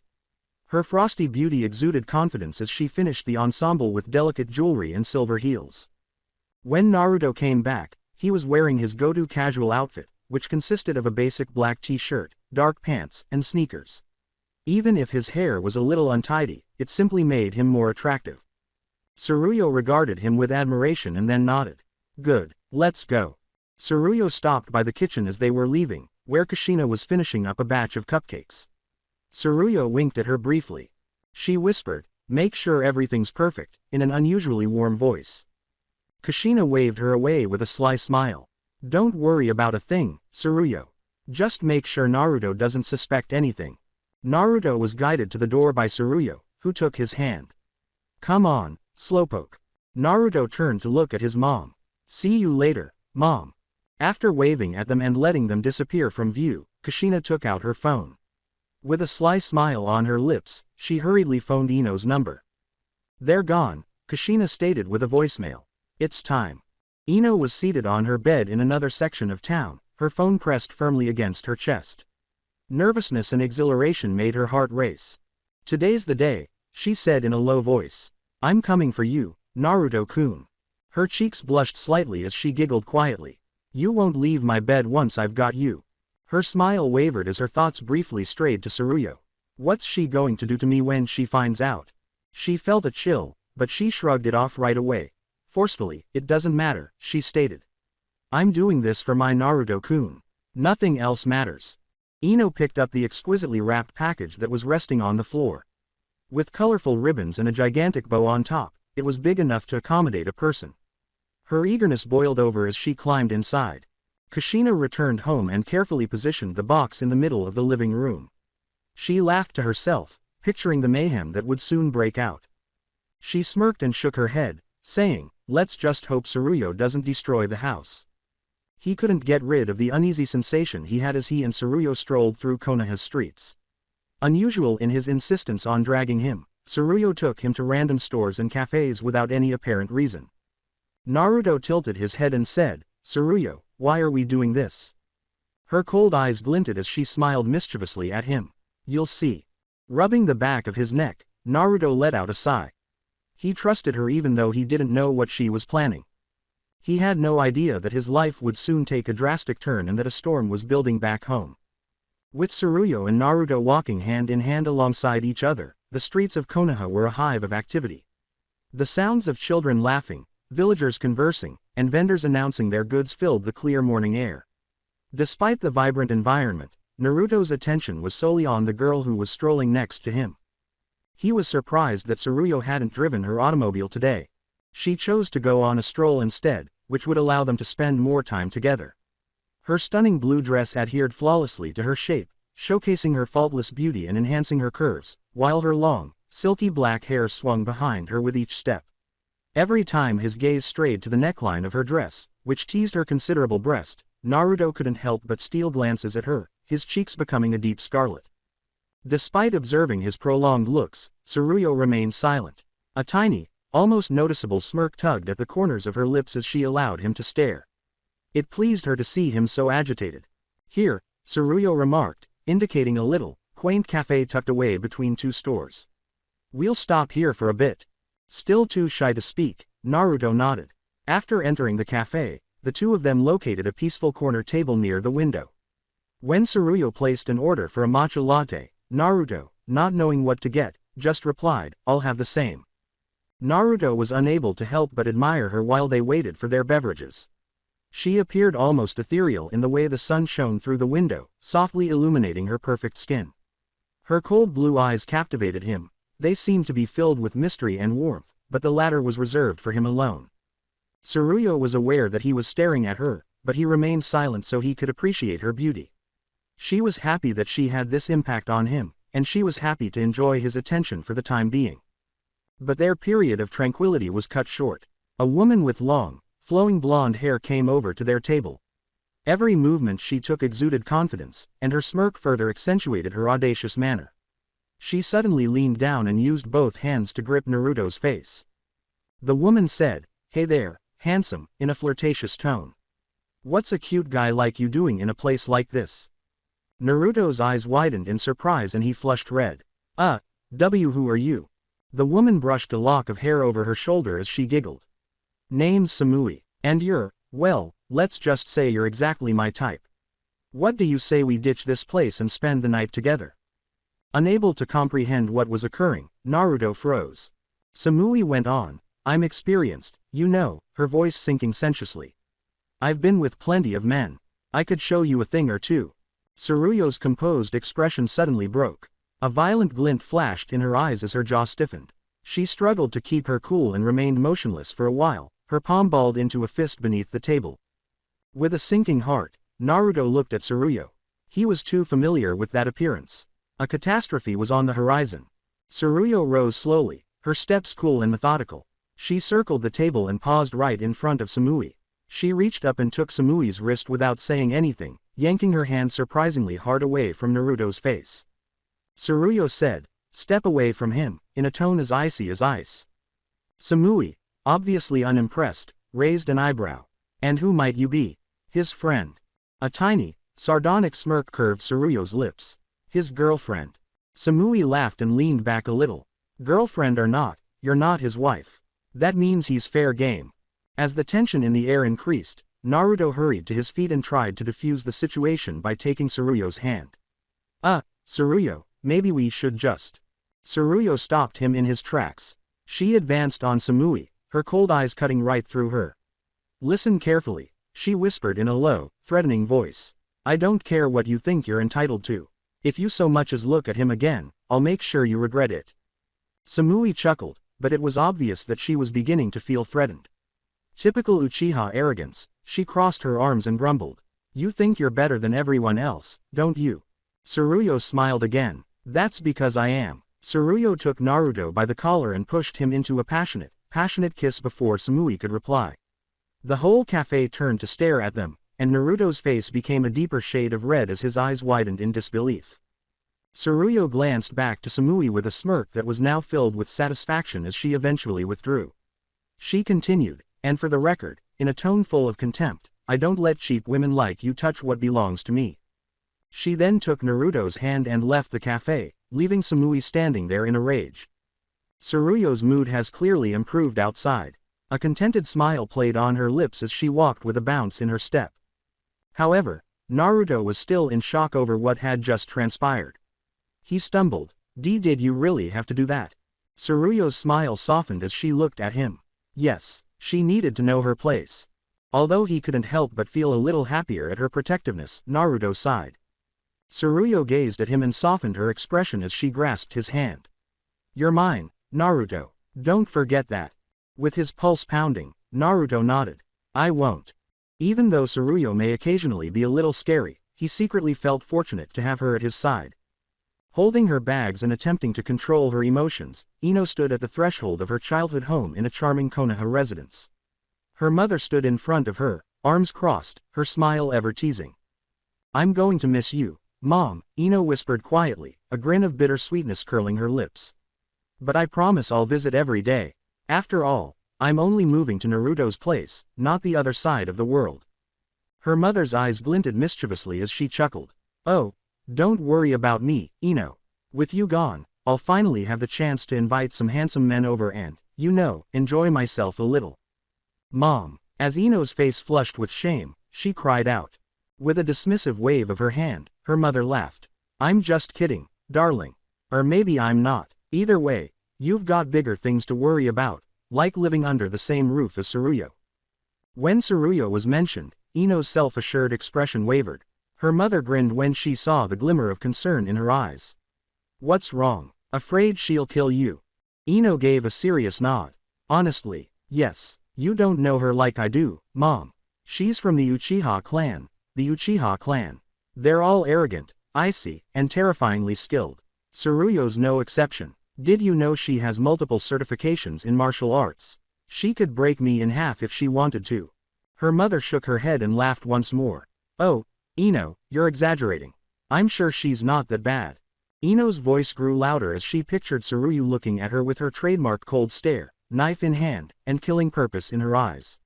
It's not that bad, she asked. She trembled. No, Mother, it's that bad. I can already see it. Tsuruyo standing over my lifeless body, mumbling something about teaching me a breathing lesson next to Naruto. Despite rolling her eyes, her mother gave Ino a shoulder pat. Relax, sweetheart. Be brave. And even if she does kill you, think of it this way, you'll be a martyr for love. Mom, you're not helping. With another laugh, her mother drew her into a cozy embrace. All right, I'm just teasing. You'll be fine. Now go, and don't forget to call me once you've settled in. With a sigh, Ino gave the hug back, her nervousness momentarily subsiding. I will. Bye, Mom. Her mother grinned and said, Bye, Ino. Good luck, as she watched Ino get into her car and head out on her new journey. She grinned to herself when the automobile vanished down the street. Now, time to restock the flower shop, and maybe keep an eye out for some handsome customers. In the meantime, Ino's heart was racing as she drew up in front of Naruto's house. After getting out of the car, she straightened her clothes and picked up her bags. She gathered her confidence and stood at the door for a bit before knocking. When the door opened, Kushina was there to greet her, grinning broadly. Ino, welcome. Relieved to see Naruto's mother's amiable face, Ino returned the smile. Hi, Kushina, thanks for having me. Before moving aside to let her entry, Kushina drew her into an embrace. Come on in. We've got everything planned for Naruto's birthday surprise. Oh, and look at this. Ino followed Kushina into the living room, where a big, exquisitely adorned gift box was placed in the center of the space. It was large enough to accommodate a human. Ino's eyebrow went up. Let me guess, I'm supposed to hide in there. Kushina smiled. Exactly. When I give the signal and say it's time for Naruto's surprise, you'll pop out of the box. It'll be perfect. Ino chuckled uneasily. Alright, I'm in. But, where's Naruto's room? I need to drop off my bags and get ready. Kushina responded, right this way, and ushered her upstairs. After arriving in Naruto's room, Ino put her luggage down and started to unpack. She purposefully wore revealing clothing, emphasizing her form with a lace bra and short shorts. Her confidence returned as she looked in the mirror after putting on the dress. She whispered to herself, this should do the trick. Upon her return to the living room, Kushina smiled approvingly but raised an eyebrow. You're definitely going to turn some heads like that. Now, into the box you go. Ino settled herself comfortably inside the box. Ino couldn't help but smile when Kushina shut the lid. She was nervous, yet excited. "This is it," she said in a low voice. "Time to win Naruto's heart." She could hear Kushina laughing quietly from beyond the enclosure. Naruto has no idea what's coming. Tsuruyo, though, well, let's hope she doesn't destroy the house. Despite her tense swallowing, Ino remained silent, determined to keep the surprise intact. She couldn't help but think about how Naruto would react if he spotted her inside the box. She thought, this is going to be perfect, as her heart pounded with excitement. As they strolled through the bustling streets of Konoha, Tsuruyo gripped Naruto's hand tightly. The sky was becoming pink and orange as the sun started to drop, and the air was filled with the sounds of laughing and conversation from the busy crowd. Naruto turned to look at Tsuruyo, who was unusually silent. She appeared happy, almost joyous, but he couldn't help but think that her joy was derived from her previous victory, publicly humiliating the blonde who had dared to approach him. But he decided not to mention anything. Tsuruyo spoke abruptly as they were walking. "Naruto." "Yes?" he asked, giving her a questioning look. Tsuruyo pointed across the street to a tiny park. "Do you see that garden over there?" Naruto gave a nod. "Yeah, I see it. It looks nice." With a small smile, Tsuruyo's eyes seemed to be buried in a reminiscence. "I used to play there when I was little. My older brother and I would spend hours running around and climbing trees." Astonished, Naruto blinked. "You have a brother?" He saw her body shudder ever so little when Tsuruyo's hand tightened around his. She looked away, her self-assured expression wavering. I had a brother." With a worried expression on his face, Naruto scowled. What happened to him? Tsuruyo took a long breath to regain her composure before closing her eyes. She opened her eyes, her cold poise returning, and said, "I'll tell you someday, when I feel ready. For now, let's change the subject. Do you know, Naruto, there's something I absolutely hate." With real curiosity, Naruto inquired, "What is it?" Tsuruyo halted her stride, turned to him, and leaned close to him, kissing his ear. "I hate it when someone touches what's mine. And I hate sharing, too." The sensation of her breath on his skin caused Naruto's face to flush. I see," he stammered out. Tsuruyo's icy exterior softened slightly when she grinned at his response. His flush deepened as she planted a soft kiss on his cheek. "You really have a way of pulling me toward you, Naruto," she said. "That's why I don't like the idea of sharing you." Unable to look her in the eye, Naruto swallowed hard. I get it." Tsuruyo's grin reappeared as she straightened up. "Good. Now, I'm starving. You're taking me somewhere to eat. Any suggestions?" The topic shift made Naruto smile. "Oh, I know just the place. It's a little ramen shop I've been going to since I was a kid. It's my favorite spot in the whole village." Tsuruyo's eyebrow went up. "Ramen, huh, all right, lead the way." They sat at a little table outside Ichiraku Ramen a few minutes later. The smell of freshly cooked noodles and the hum of passing cars and pedestrians filled the air. Tsuruyo folded her arms and looked around. "So, this is the legendary ramen shop you wouldn't stop talking about?" Naruto smiled. "Yup, this place is the best. Just wait until you try it." A happy voice yelled out from the store as if on cue. "Naruto-kun, you're finally here." A vivacious waitress with long brown hair rushed out before Naruto could react, putting her arms around him and pressing his face against her chest. Naruto's cheeks flushed, and he stood motionless, not knowing what to do. Tsuruyo's face immediately darkened. With a start, she grabbed the waitress's arm and pulled her away from Naruto, her piercing eyes narrowing. She said, "Hands off," in a chilly, menacing tone. "He's not for touching." The waitress smiled apprehensively after blinking in surprise. "Oh, sorry, I didn't realize he had a girlfriend. You must be his." Tsuruyo stated, "Yes, I'm his girlfriend," in a cold and hard tone.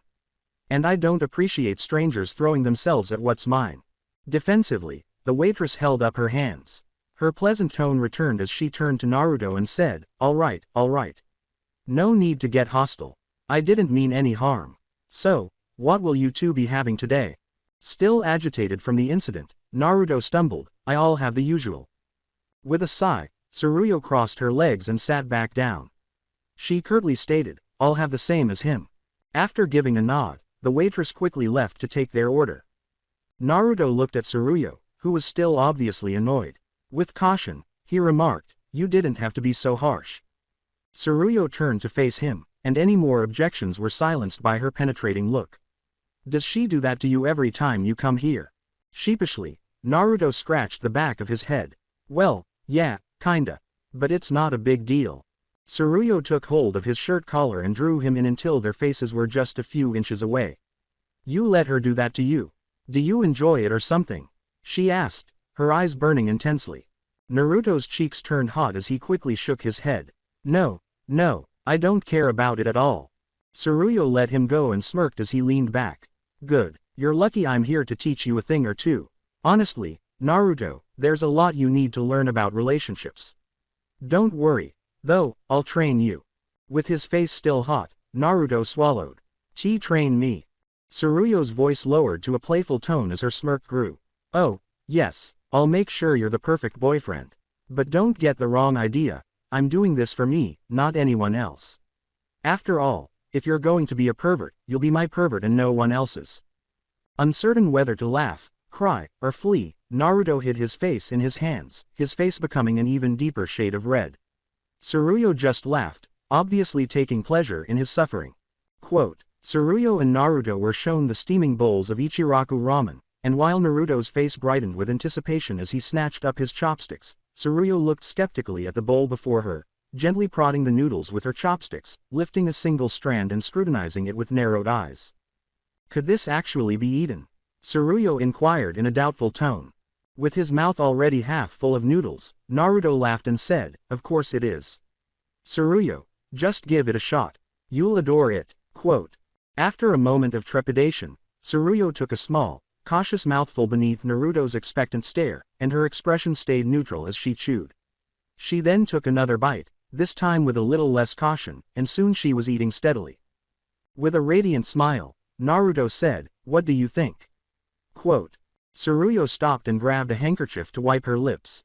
It's tolerable, she stated in a casual tone. The fact that she was almost done with her bowl, however, told Naruto everything he needed to know about her. I knew you'd like it. He grinned as he spoke. When they were done eating, Tsuruyo got up and took Naruto's hand, dragging him along. Come on, she urged. Tsuruyo walked with her normal confident stride, but Naruto sensed something was wrong. The streets of Konoha were quieter now, the night setting in, and the glow of street lamps forming soft pools of light on the pavement. Naruto followed her, the warmth of her hand in his making his heart race. Naruto looked at her and asked, you've been silent. What's up? Quote. Tsuruyo's long black hair swayed as she shook her head, saying, no. Nothing's wrong, she said, but her mind was racing. He doesn't even know it's his birthday, she thought. Is he indifferent, or has he simply forgotten? Whatever the case, it doesn't matter, what matters is my surprise for him. And I suppose I'll see soon enough what kind of surprise Kushina has prepared. I have a bad feeling about it, though, she said, casting a sidelong glance at Naruto. Tsuruyo abruptly said, let's stop here for a moment, and Naruto was pulled to a stop. They were standing on a hilltop overlooking the village, with a stunning view of Konoha in the warm glow of the setting sun, the sky blazing with orange and purple hues. It's beautiful, Naruto murmured quietly as he gazed out at the horizon with a calm expression. Her grasp tightened on Naruto's hand as the bitter recollection of her brother's betrayal sparked a tempest of grief and wrath inside her. Tsuruyo stayed mute, her eyes focused on the sunset, memories flooding her mind. Memories of watching the sunset with her older brother, Itachi, when they were children. Her jaw clenched as she thought, he took everything from me. He destroyed everything. She was startled out of her reverie by Naruto's voice. Tsuruyo, are you okay? Quote. She turned to him suddenly, her cold exterior restored, and without a word she took his hand and laid it on her chest, right over her heart, causing Naruto's cheeks to flush beet red and his eyes to widen in surprise. Tsuruyo. His voice was high-pitched with shame as he stammered. It's fine, she murmured calmly, her face impassive, and then she leaned closer to give him a long, intense kiss that left Naruto gasping for air. Naruto staggered back a step when she eventually withdrew, his hand still clumsily hanging in midair. What was that for? His voice was no more than a whisper when he inquired. Tsuruyo grinned and said, I wanted to. Do I require an explanation? Quote. Unsure of how to react, Naruto's face flushed even more and he turned to face the ground. You know, Naruto, I'm always the one kissing you, Tsuruyo said, tilting her head and examining him with a light-hearted sparkle in her eyes. "Would you mind giving me a kiss for once?" Quote. Naruto stopped, his mind unable to comprehend what she had spoken. Me. Give you a kiss? Quote. Yes, Tsuruyo replied, bending slightly and meeting his cold blue gaze. I'm waiting. With a gulp, his hands perspiring, Naruto reluctantly went forward and planted a shy, awkward kiss on her lips, his pulse thumping in his chest. Not bad, she remarked in a low, playful voice, you're learning. Tsuruyo put a hand on the back of his head and tilted his face to intensify the kiss. When she eventually withdrew, a cunning smile curved her lips. Who knows, you might become a beast in bed one day. What? Naruto's face flushed as crimson as his favorite dish of ramen. No, I'm not. Calm down, Naruto, Tsuruyo said, laughing softly, obviously amused by his response. Come on, let's go home, she said, taking his hand once again and running her fingers through his. I'm just kidding. Tsuruyo's mind wandered back to Kushina's enigmatic surprise as they strolled through the peaceful streets. I suspect it will be absurd, but I'll put up with it, for Naruto's sake. After all, this day is for him. She looked at him, a small smile pulling at her lips. Closing parenthesis. There was still a chilly wind in the evening air as Tsuruyo and Naruto walked up to the front door of the Uzumaki residence. Before they could enter, Tsuruyo paused and turned to Naruto, her ice-black eyes glinting mischievously. Wait, she murmured in a composed yet firm voice. Before you go inside, close your eyes. Naruto tilted his head slightly and blinked. Huh, why? Tsuruyo's eyes narrowed. Just do it. After letting out a sigh and giving his head a sheepish massage, Naruto complied. Okay. He closed his eyes, his cheeks beginning to flush a little. Leaning in close enough for him to feel her breath against his ear, Tsuruyo went behind him and gently placed her hands over his eyes. Whispering, no peeking, she said. As she led him into the house, Naruto's cheeks flushed and his heart began to race. He heard the little rustle of something in the air and sensed the warmth of the interior. Tsuruyo responded, all right, and took her hands away. You can open them now. At what he saw, Naruto's eyes opened and he let out a loud gasp. The living room was decked out with balloons, colorful streamers, and a banner that said, Happy Birthday, Naruto. A gorgeously made cake with the words Happy Birthday, Naruto written in neat frosting across the top was placed in the middle of the room. Naruto's eyes widened as he absorbed the scene, blinking in amazement. His words were hardly audible above a whisper. I didn't even realize today was my birthday, he murmured. Happy birthday, Naruto, Kushina said with a smile as she hurried over and embraced him. Her maternal affection was evident in the way she held him close. Awkwardly, Naruto returned the embrace, blushing. He said, Thanks, Mom, with sincere appreciation in his voice. Tsuruyo, who had been observing in silence, moved forward. She reached out to hold Naruto's face in her hands, and her normally icy expression softened just a bit. Leaning forward, she gave him a deep, hard kiss. She looked into his eyes as she drew back, and for the first time she spoke in a voice so kind and gentle that even she was surprised. Her words, Happy birthday, Naruto. As Naruto gazed at her in shock, his face flushed and his words froze in his mouth. He finally managed to stammer, Tsuruyo, thank you, in a tremulous voice. Tsuruyo wasn't finished, though. She put her arms around him, snatching his face against her chest while a sneer played on her lips. The sweet warmth of her large bosom buried Naruto's face in it as he froze. He babbled, Tsuruyo. In a muffled voice, Tsuruyo held on a little tighter, tilting her head and pretending to be innocent. What, you're blushing again? I'm just making sure you feel special on your birthday, she said. With his head racing and his entire body tight, Naruto tried to figure out how to get out of this predicament without upsetting her. However, Tsuruyo noticed something before he could take action. She caught sight of the big, elaborate box in the room's corner out of the corner of her eye. Despite its unusual size, large enough to accommodate a person, and its ribbon and glitter decorations, it looked festive enough to be included in the birthday decor. What is this? Tsuruyo pondered, her brows slightly furrowed. To Naruto's relief, she let him go and folded her arms while examining the enigmatic box. What might be within? In the meantime, Ino was crouching within the box, balancing herself awkwardly.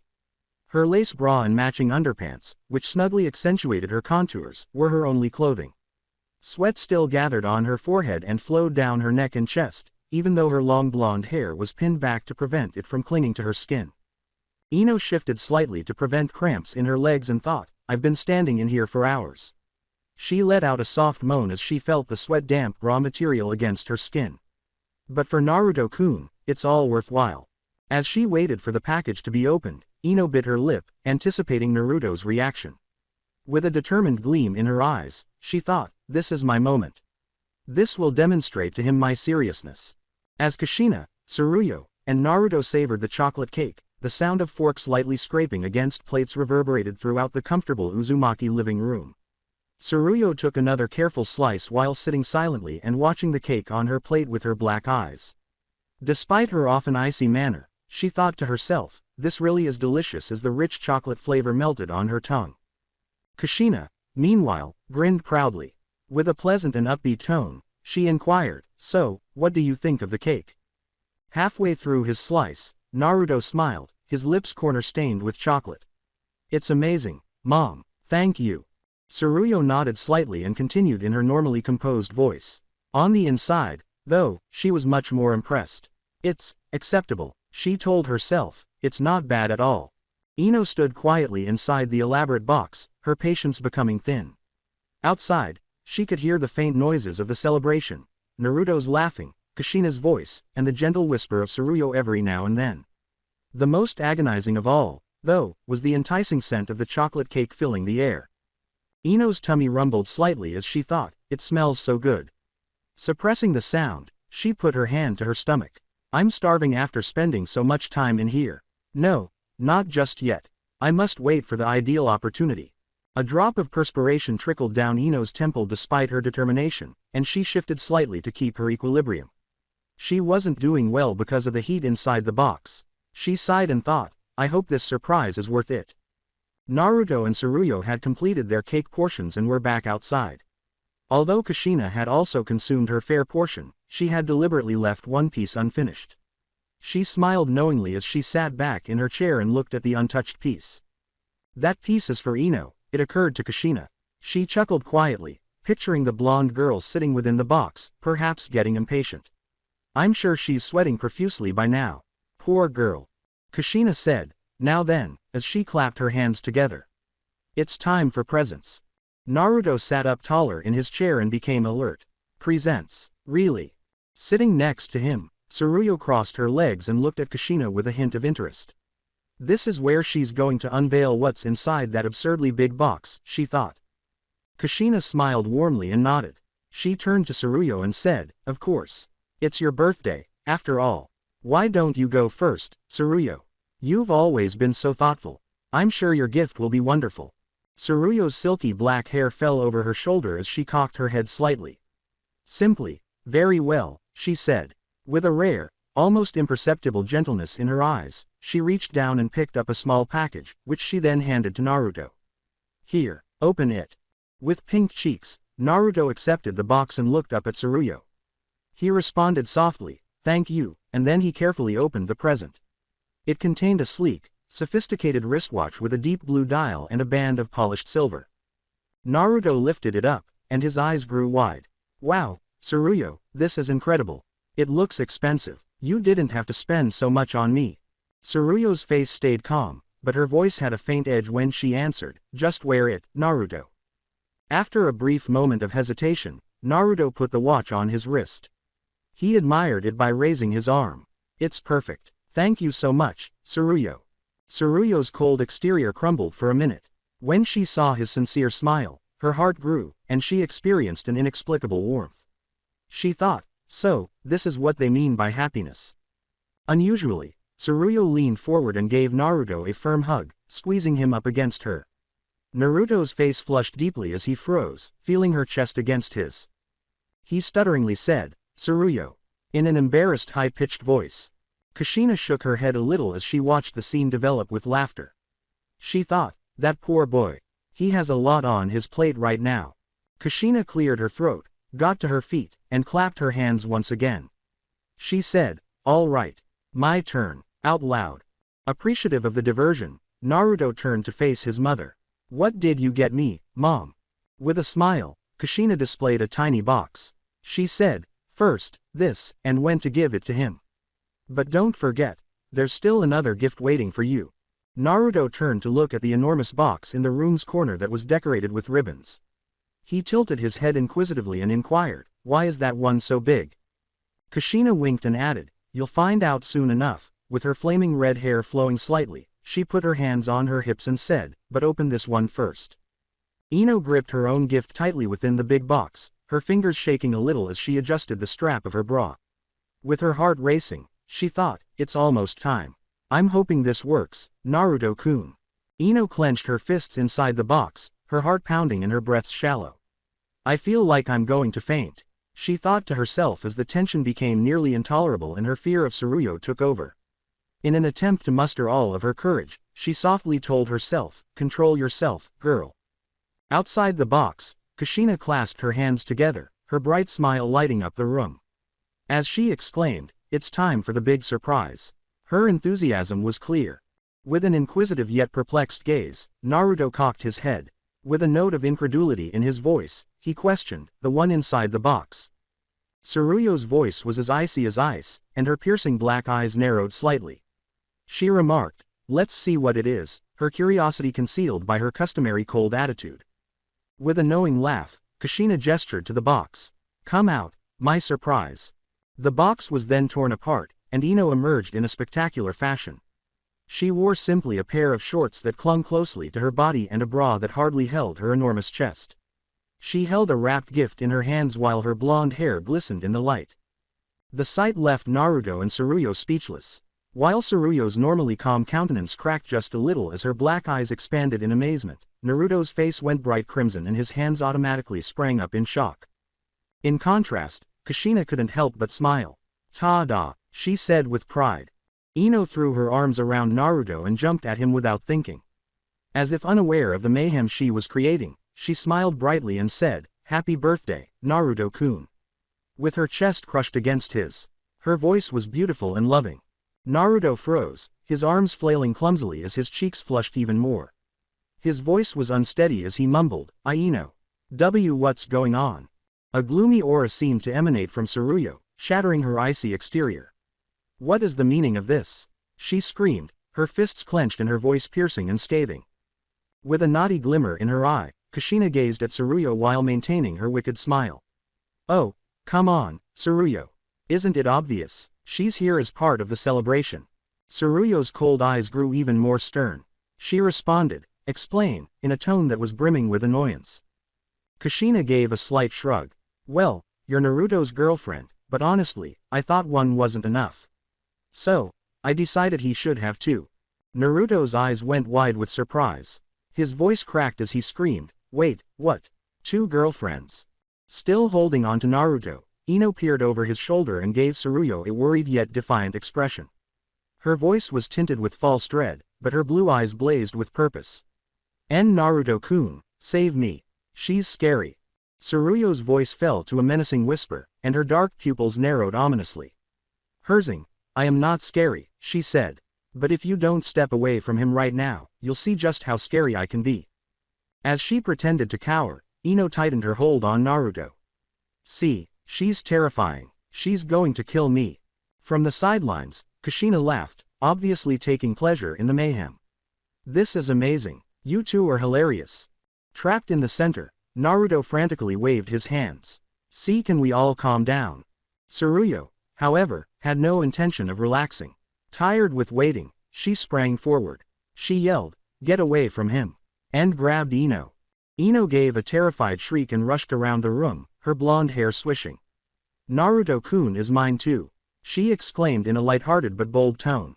"Not a chance," Tsuruyo snarled as she pursued the blonde, her usual coolness suddenly replaced by an unusual rage.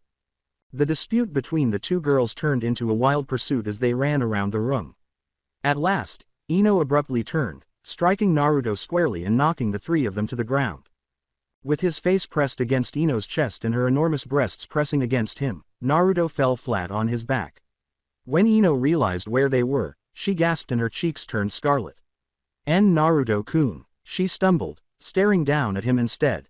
Tsuruyo followed closely behind. Glaring down at Ino, she collapsed onto her back, her own large chest crushing against her. Tsuruyo uttered the words, "You're testing my patience," with a chilly expression and angry black eyes. Despite the circumstances, Ino couldn't resist grinning. She teased, "Your chest is even bigger than I thought," as she looked at Tsuruyo over her shoulder. As Tsuruyo snatched a fistful of Ino's blonde hair, her face flushed red with rage. She yelled, "Enough out of you." Trapped beneath the two girls, Naruto was utterly agitated. "See, can you both get off me?" He gave a stifled squeak. Standing close by, holding her camera, Kushina was laughing so hard that tears were streaming down her face. As she took a picture, she said, "This is the best birthday chaos ever." Tsuruyo tugged at Ino's hair, but Ino also started laughing. She joked, "You're so fun to mess with, Tsuruyo," and got another tug from the girl with the black hair. Perched between two radically dissimilar energy, Naruto's cheeks turned a deep pink as he sat on the couch. Tsuruyo was on one side, her piercing dark eyes glimmering with icy displeasure. Ino, on the other hand, had blue eyes that glistened with a mixture of anxious excitement and anticipation. Standing close to the table, Kushina grinned with her typical upbeat expression, but there was a hint of mischief in her eyes. She slapped her hands together as though she were delivering something significant. She said in a somewhat theatrical tone, "As you can see, Tsuruyo, I really understand that you're not one to enjoy sharing. But..." She made a theatrical gesture toward Ino, who instantly assumed a disproportionately sad expression. Ino truly loves Naruto. Look at her. This poor girl. What else can she do? He's her only love. Ino started crying, but her tears were humorously exaggerated, as if the drama in Kushina's words had reached her soul. But Tsuruyo was unconvinced. Her jaw tightened slightly as her dark eyes narrowed. She said, "So, you're in love with him," in a cold, accusing tone. "And you think it's acceptable to betray me by coming here with this pervert?" With a loud outcry, "I am not a pervert." Ino brushed away her phony tears, her cheeks flushed. Tsuruyo's lips curled into a derisive sneer as she leaned back slightly. She pointed to Ino's attire, her icy eyes lingering on the bra and shorts that left little room for interpretation. "Oh, really? That's rich, coming from someone who's dressed like," she said. "This." Defensively, Ino crossed her arms. She said, "I didn't come here to be insulted," in a tremulous voice. But Tsuruyo was far from done. Her tone became even colder, and her sneer became wider. "And let's not forget the number of men you've been with. How many of them have been inside you? You're not even a virgin anymore." He stammered, "Tsuruyo, don't talk like that. That's not," as his cheeks turned beet red. Ino's eyes widened in embarrassment and surprise. She yelled out, That's not fair." In a trembling voice, "I've stopped doing that, I've changed." Tsuruyo narrowed her black eyes and cocked her head slightly. "Changed," she repeated sarcastically. "And yet, here you are, throwing yourself at Naruto, ready to, what was it you said? Oh, yes, give everything to him." Even though Ino's cheeks burned, she didn't give up. She turned to Naruto and softened her voice, saying, "Yes.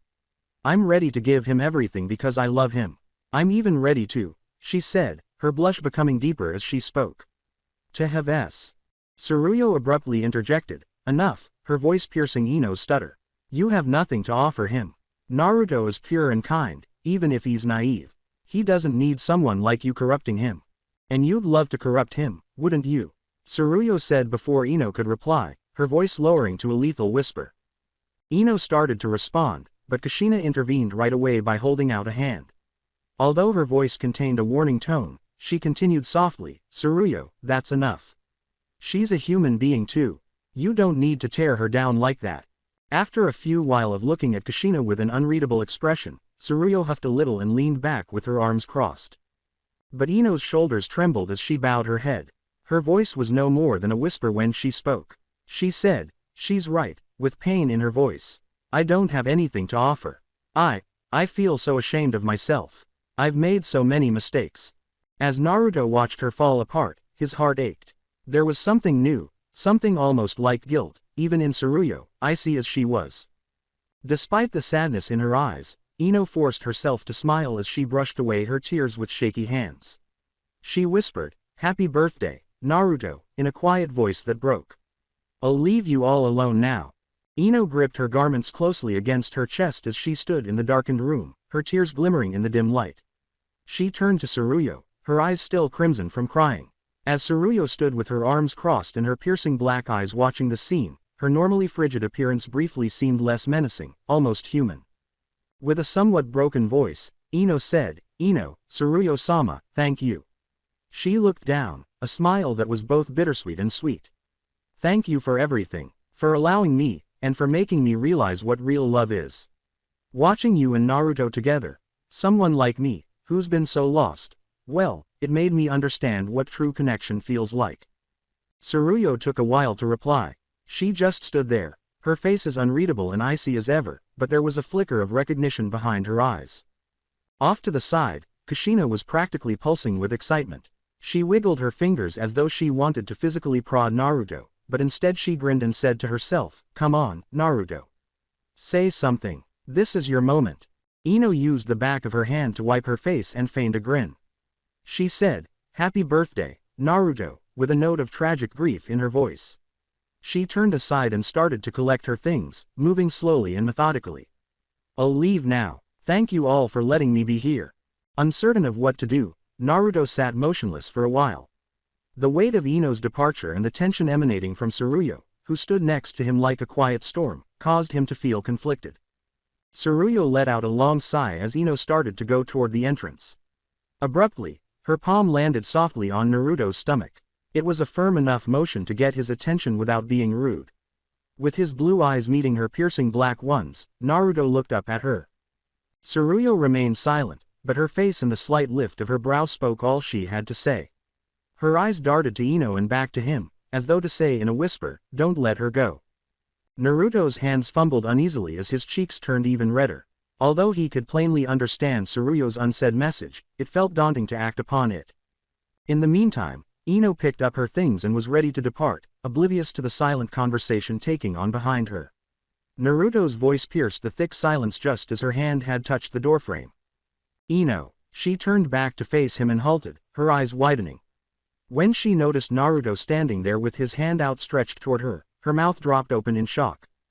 Despite his red face, Naruto took a step forward with a determined attitude. His voice trembled a little as he said, "Ino, it's okay."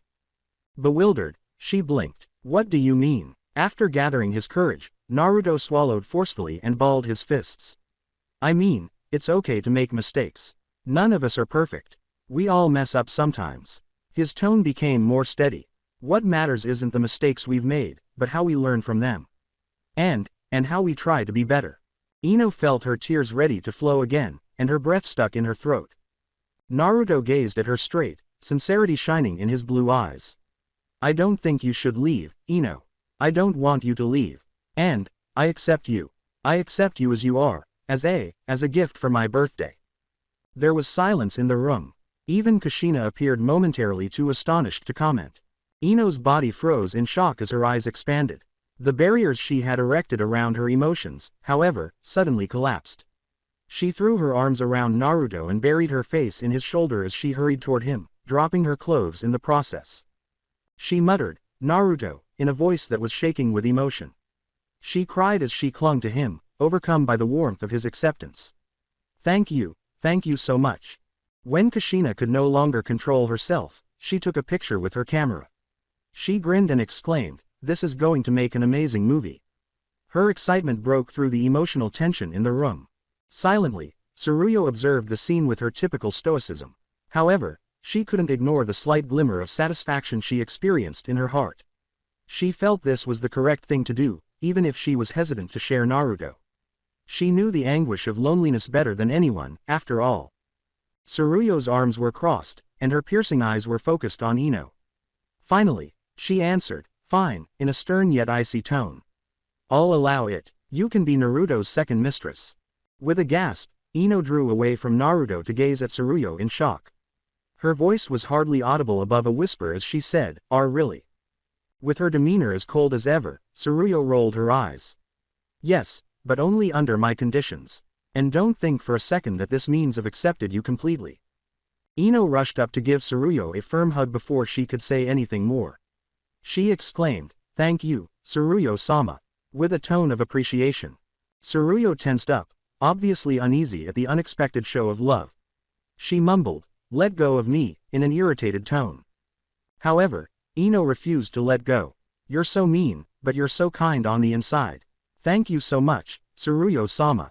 She cried, burying her face in Tsuruyo's chest and spoke in a hushed voice. Tsuruyo's jaw tightened and her black eyes narrowed. I said, let go before I change my mind. But Ino appeared intent on trying her luck. A slight smirk tugged at the corner of Tsuruyo's lips as she sighed and pinched the bridge of her nose. The words, this is going to be interesting, she whispered to herself. Naruto's room's thin drapes led in the early morning sun, which left the wooden floor with gentle golden striations. With his foggy head hardly registering the warmth pushing against him on all sides, Naruto woke up from his slumber. He froze as his eyes sprung open. This morning was not like any other. Tsuruyo was lying close to him on his left, her raven black hair spilling over the pillow like a cascade. She emphasized her mature and graceful body by wearing a sports bra that snugly fit her frame and a pair of black shorts. Her long lashes created exquisite shadows on her cheeks, and she seemed serene in her sleep, despite her often icy manner. Ino was similarly impressive on his right. She splayed her long blonde hair over the pillow, slightly ruffled from sleep, framing her glowing face. She donned shorts and a casual tank top that highlighted her own feminine style. Despite having a distinct attitude from Tsuruyo, she was unquestionably beautiful, and her presence added a gentler warmth to the space. When Naruto realized his predicament, his face flushed pink. When he realized how close they were and felt their warm, gentle breaths against him, his heart began to accelerate. He became agitated and his mind went into total disarray due to the pressure of having them on either side. What's happening? How did I get to be this way? Trying not to panic, he thought. He moved a little, trying to move them both without waking them. However, Ino stirred first due to his little movement. As she greeted him, a brilliant, sly smile appeared on her face and her blue eyes fluttered open. Good morning, Naruto, she exclaimed in a joyful and light voice. Ino leaned in and kissed him playfully on the lips before he could respond. Naruto's flush deepened and his eyes widened in surprise. Ino, he stumbled, totally unprepared. Tsuruyo opened her cold gray eyes, startled awake by the startling movement and sound. She scowled, her face icy and unenthusiastic, as soon as she realized what was occurring. She sat up a little and gave Ino a cold, icy gaze. What exactly are you doing? Tsuruyo asked in her characteristically icy, quiet voice. She was obviously upset by the scene, as evidenced by her crossed arms. Unfazed by Tsuruyo's response, Ino grinned. She teased, what does it look like? I'm just giving Naruto a proper good morning. Tsuruyo's eyes narrowed as her frown intensified. Without saying another word, she positioned herself between Naruto and Ino by bending over and dragging him to her side of the bed. She declared icily, Naruto is mine, in a tone that made no room for debate. Don't forget your place. For a brief period, Ino's smile wavered, but her resolve soon returned. Her competitive nature was evident as she leaned forward. You're Naruto. Last I checked, you don't own him, Tsuruyo. And he didn't seem to mind my good morning kiss. Tsuruyo's eyes flared with a mixture of possessiveness and irritation. She stated rather plainly, you're nothing more than a secondary lover, don't delude yourself into thinking otherwise. Ino's pride was obviously hurt, as her jaw tensed. Secondary, really? At least I'm not an ice queen who doesn't know how to show affection. As the two females started arguing, the tension in the room was evident, and each time they spoke, the volume of their voices increased. Trapped in the center, Naruto's face burned with shame. This is absurd. Trying to hide his escape, he thought as he crept closer the edge of the bed. As the dispute heated up, Ino reached over and gently tugged at a lock of Tsuruyo's smooth black hair to highlight her annoyance. Tsuruyo quickly struck back, snatching Ino's long blonde ponytail. As they pulled, the two scowled at one another, their movements nearly hilariously timed. Naruto took advantage of the moment to sneak out of bed. He whispered, I'm just going to get some air, and hurried out of the room before things got any worse. Naruto, meanwhile, had his head in his hands and was leaning against the kitchen counter. He whispered to himself, this is absolute madness, but a tiny, sheepish smile tugged at the corner of his lips. A weird feeling of comfort overcame him despite the turmoil. Even if his life was complicated, there were undoubtedly many surprising moments in it. Naruto stepped beneath the shower and let out a loud sigh as the sound of rushing water reverberated throughout the bathroom. He mumbled, finally, some peace, as the warm water ran over him. He closed his eyes and relished the brief silence in the otherwise noisy house. However, That tranquility did not last long. There was a smooth, velvety feel against his back. Naruto's whole body tensed as he froze. His cheeks were already flushed blazing crimson as he slowly twisted his head to glance over his shoulder. His eyes became wide with surprise. Standing behind him were Tsuruyo and Ino, both naked. As though they were going to get into a heated dispute, the two girls were staring at one another with chilly tension in their eyes. Naruto's face burned as he stumbled. What are you two doing here? With her arms folded, Ino narrowed her blue eyes at Tsuruyo. It's all your fault. If you didn't insist on barging into his life, this wouldn't be happening. Constantly composed, Tsuruyo's voice was as icy as ice as she gazed back at Ino with her piercing black eyes. You're the one intruding. Naruto doesn't need someone as obnoxious as you meddling in his life. Unfazed by Tsuruyo's cold attitude, Ino stuck out her tongue. At least I know how to have fun. You're just a walking icicle. The voices in the tiny restroom rose as the two girls started arguing. In a fright, Naruto's face was as red as a tomato. He snatched up a towel, ran out of the bathroom, and slammed the door behind him without waiting for a response. I need to get out of here, he exclaimed. He heard Ino shout, "See what you did," as he leaned against the door to gather his breath. Then came Tsuruyo's cool but scathing reply. No, this is entirely your doing. The sound of Kushina's delighted voice came from the restroom. Wow, things are getting really interesting around here. After a few minutes, Naruto went back to his room and quickly changed into his clothes. He sighed deeply and mumbled, how do things always end up like this? In an attempt to get his thoughts straight, he picked up his suitcase and got ready to go to university. But Tsuruyo Uchiha came out of the hallway as he entered the living room. She was wearing tight white slacks that emphasized her slender shape and a sophisticated white dress. She walked with grace, her long, glossy black hair flowing easily down her back and her cold black eyes scanning the room. With her tone as cold as ever, she took a seat beside Naruto. How do I look? Immediately, Naruto's cheeks turned red. He stammered out what he was saying. Why you look beautiful. Before focusing on anything else, Tsuruyo's lips formed a little, contented grin. Ino came into the room a few moments later. She wore a gorgeous purple dress that accentuated her proportions, and her self-assured smile brightened the room. She didn't wear trousers like Tsuruyo did, so her toned legs were partially exposed. The sunshine shining through the window caused her beautiful golden hair to glitter. With a playful twinkle in her blue eyes, Ino sat down on Naruto's opposite side. She put her arm on Naruto's chest and looped it around his. How do I look, Naruto? With a flushed face, Naruto stammered, why you look beautiful too. Ino teased, leaning closer. Who's prettier, me, or Miss Ice Queen over there? With his gaze flitting between the two girls, Naruto froze.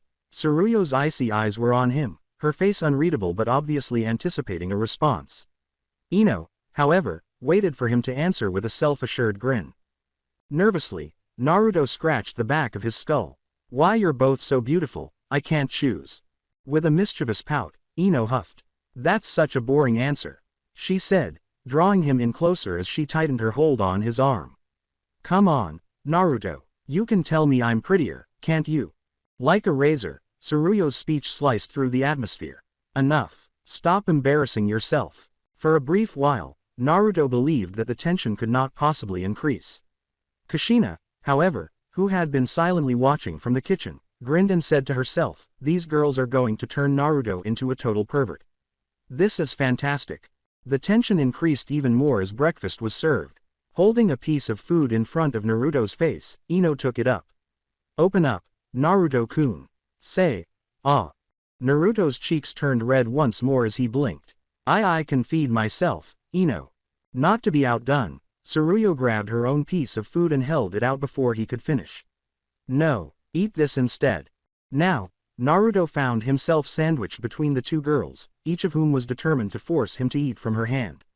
Unbelievably flustered, he ultimately took a bite out of each, his face practically burning with shame. This is so awkward, Naruto reflected. Why is this my life? Tsuruyo turned his icy eyes to Ino. You're insufferable. Ino smiled and protruded her tongue once again. And you're just jealous.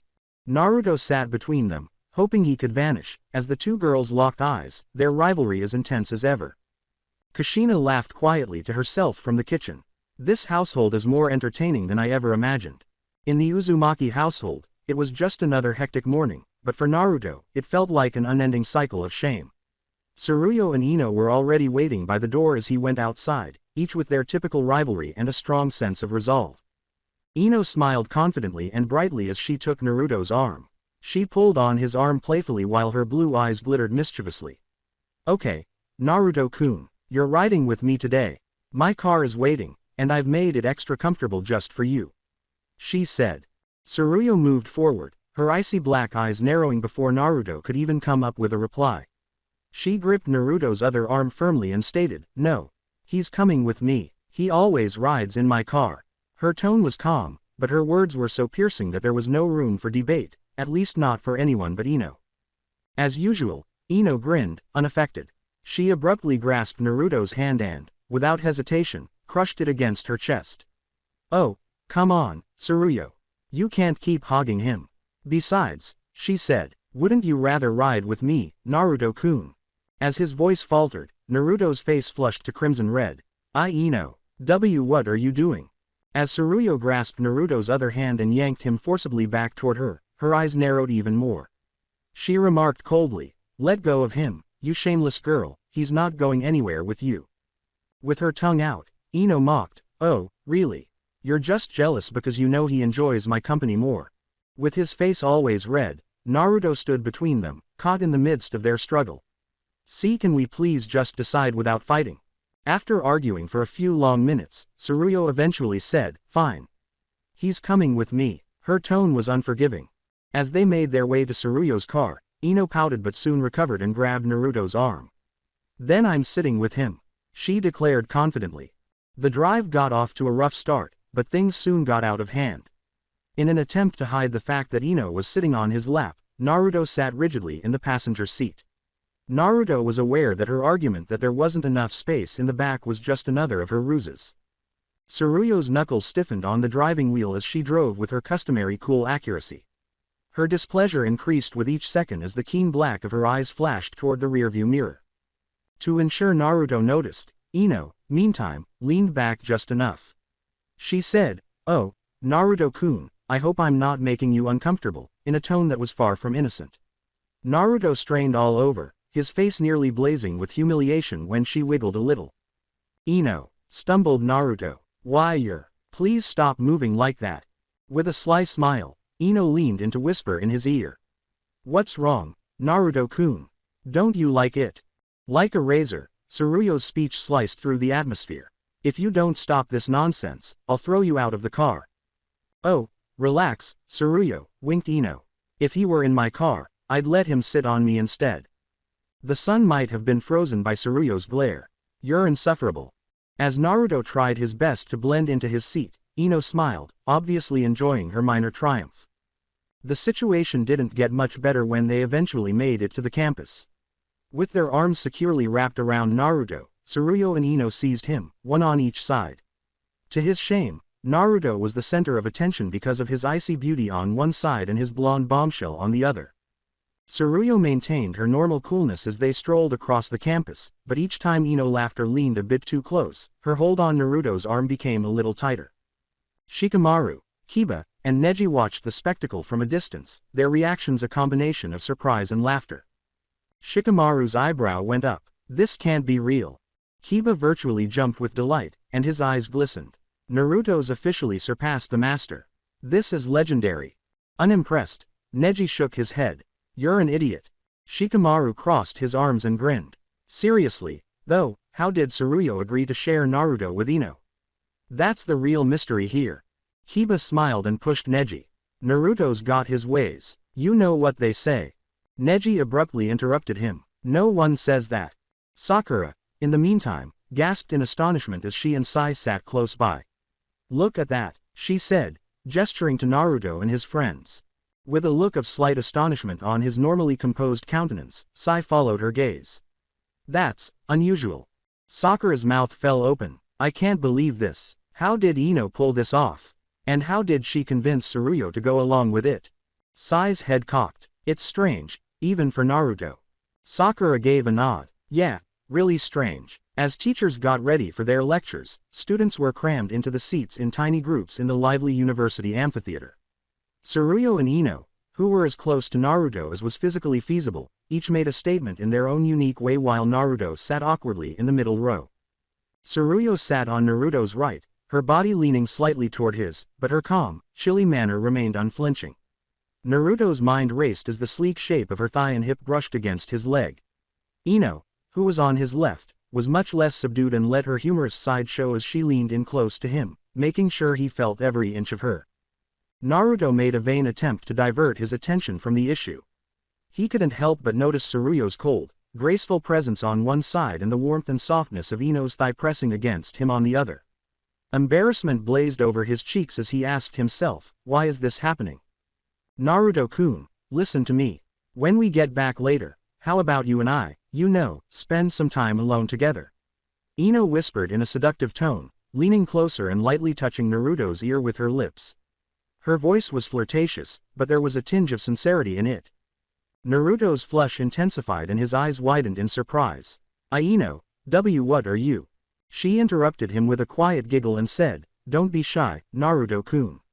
I'll make you feel things you've never felt before. Her voice grew softer and more sensual. I may not be a virgin anymore, but I'll make it worth your while. I'll do things with you that even that icy Tsuruyo would never dream of doing. Honestly, Ino's voice softened. If I was still a virgin, I'd give it to you in a heartbeat. But don't worry, I'm experienced, and I'll take care of you like no one else can. Naruto's face was almost red, and his mind was racing. I don't think, he stammered. Tsuruyo's piercing black eyes saw Ino's lips move close to Naruto's ear before he could finish. She maintained her composure, but as she grasped Naruto's chin and turned his face in her direction, her fingers jerked a little. She drew him nearer, pressing his face into her chest in one smooth motion. You're whispering again, Tsuruyo hissed icily, her words piercing like ice despite her composed tone. Whatever nonsense you're filling his head with, stop it. When Naruto understood his location, he froze in position, his face burning. Oh no, he thought hastily, oh no. As she reached forward and seized Naruto's face, forcing it away from Tsuruyo and into her own breast, Ino's once happy expression changed to one of displeasure. She responded smugly, don't be so jealous, Tsuruyo, and pressed him in closer. I was just helping him relax. Maybe you should try it sometime instead of being so uptight. For the first time, Tsuruyo's normally composed visage flashed with annoyance as her black eyes narrowed ominously.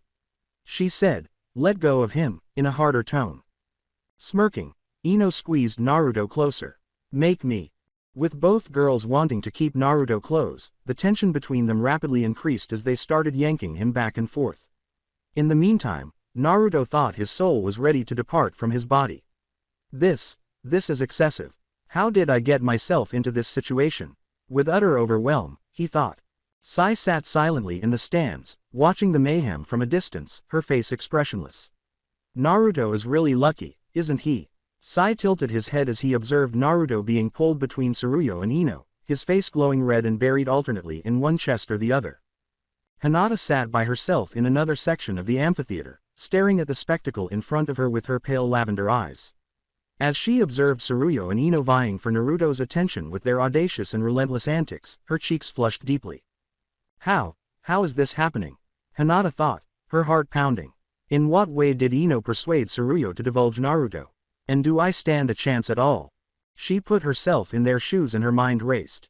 I might actually have a chance after all. In an attempt to shake off the thought, she rapidly shook her head as her blush intensified, wondering if even Tsuruyo would be willing to share. But it persisted, and she said to herself in a low voice, what if it's possible?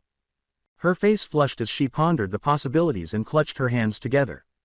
Naruto was once again in the middle of the two girls. With a victorious smile, Ino gripped him more tightly. Naruto-kun, isn't this nice? You're so warm. You must feel so lucky right now. Unwilling to let up, Tsuruyo put a hand on Naruto's shoulder and drew him back to her.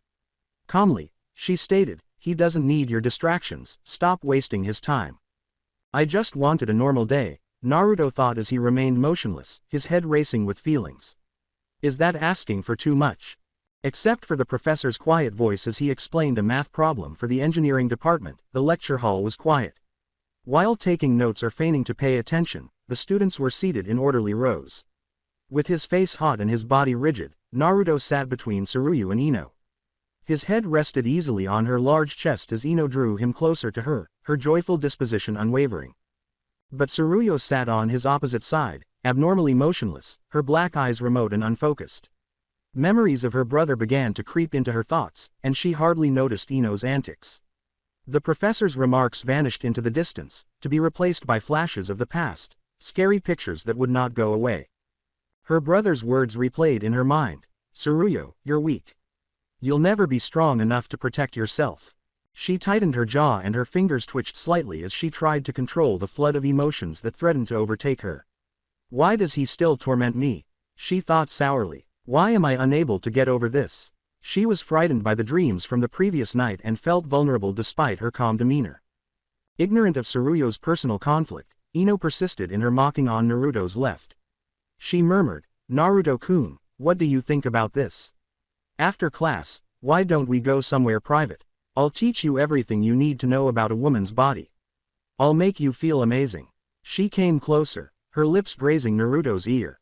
Naruto's hands tightened around his notebook as his flush intensified. He stumbled, "Ino, this isn't the time or place," but Ino wasn't finished. Her voice fell into a seductive tone as she grinned. For a brief time, her tone softened, and Naruto saw a glimmer of melancholy in her blue eyes as she said, "I've been thinking about you, Naruto-kun. You're the last man I'd ever want to be with. I don't want some loser touching me, just you. If I could go back, I'd make sure you were the first.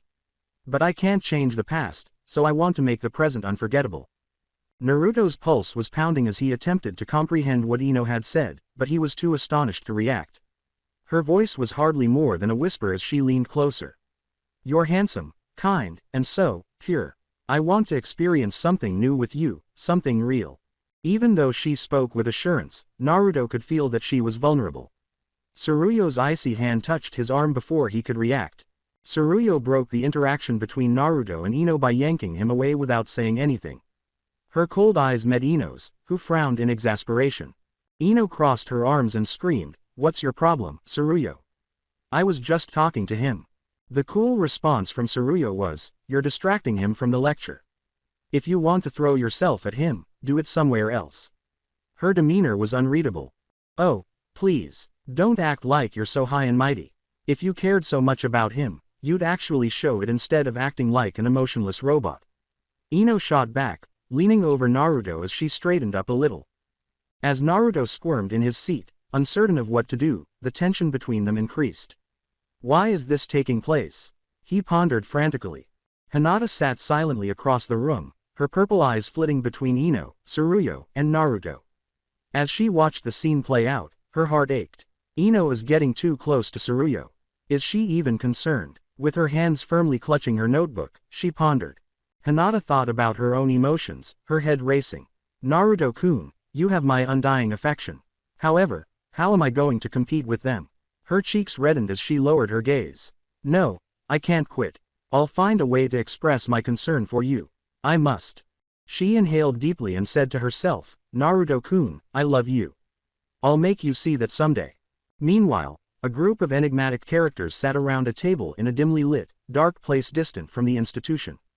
As their commander, a man with a commanding presence, spoke, the air was tense.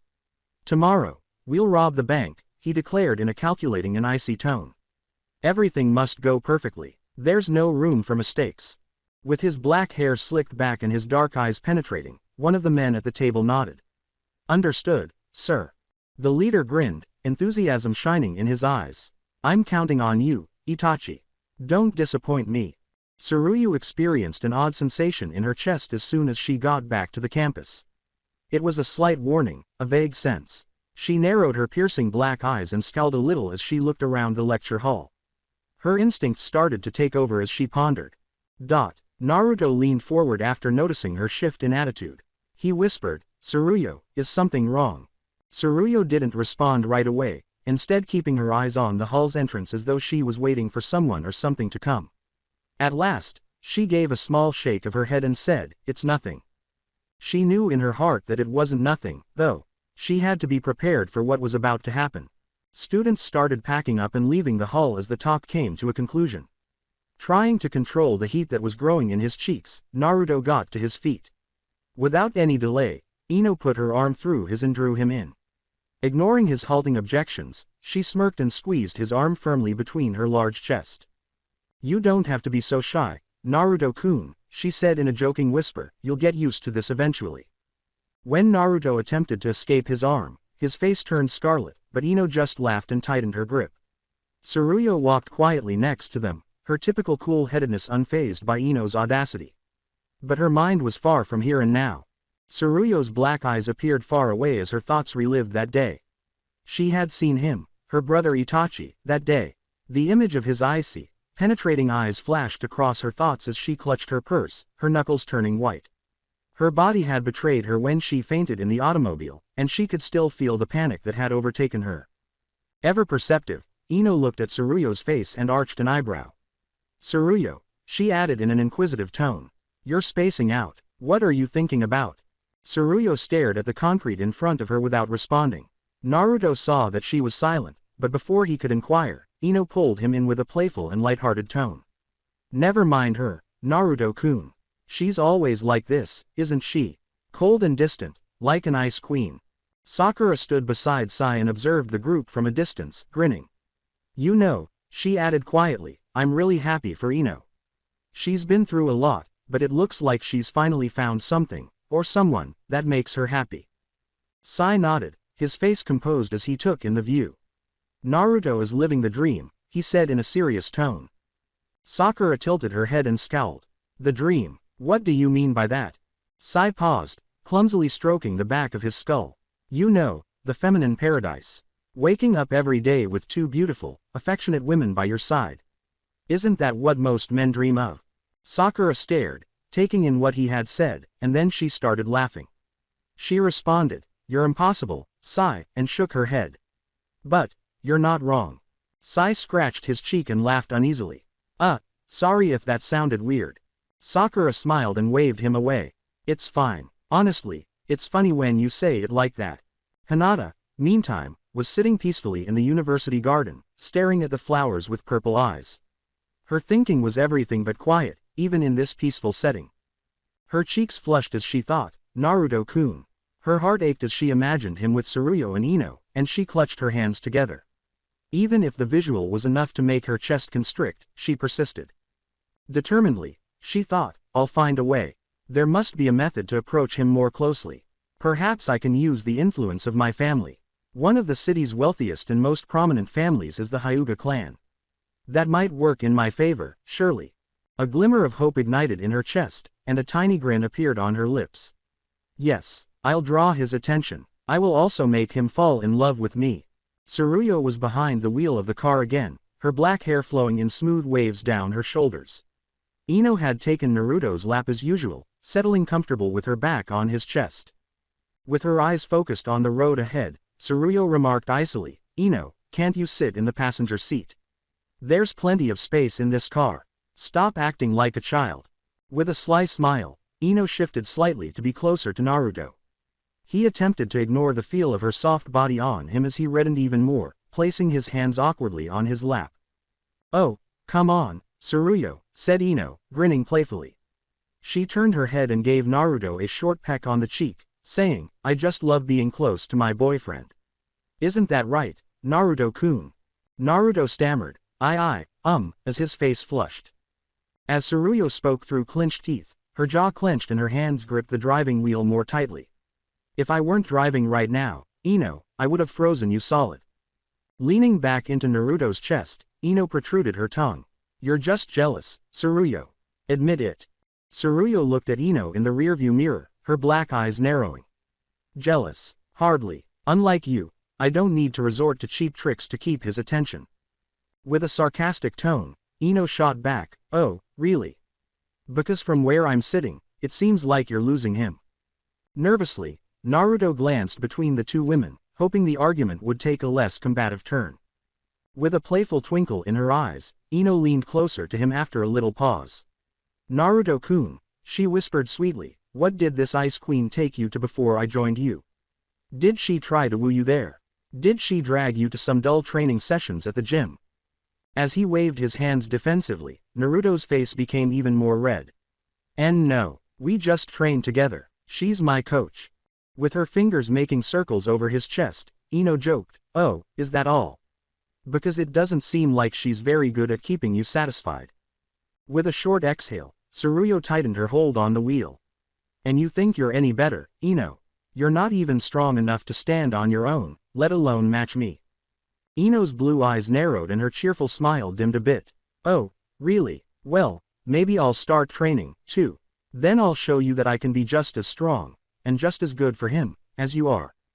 Tsuruyo grinned and spoke in a condescending tone. "Good luck with that. It'll take more than a few gym sessions to catch up to me."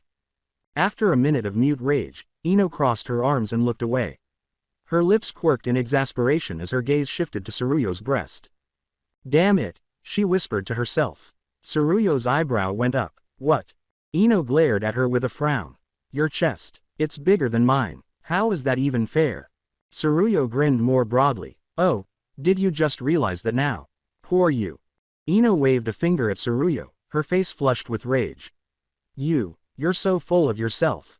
Tsuruyo's eyes shone with laughter, but her face stayed composed. "And you're just figuring that out? How slow can you be?"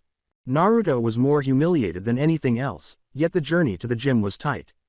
The whole time, Ino held on to his arm, her fingers clenched around his, as if terrified of what lay ahead.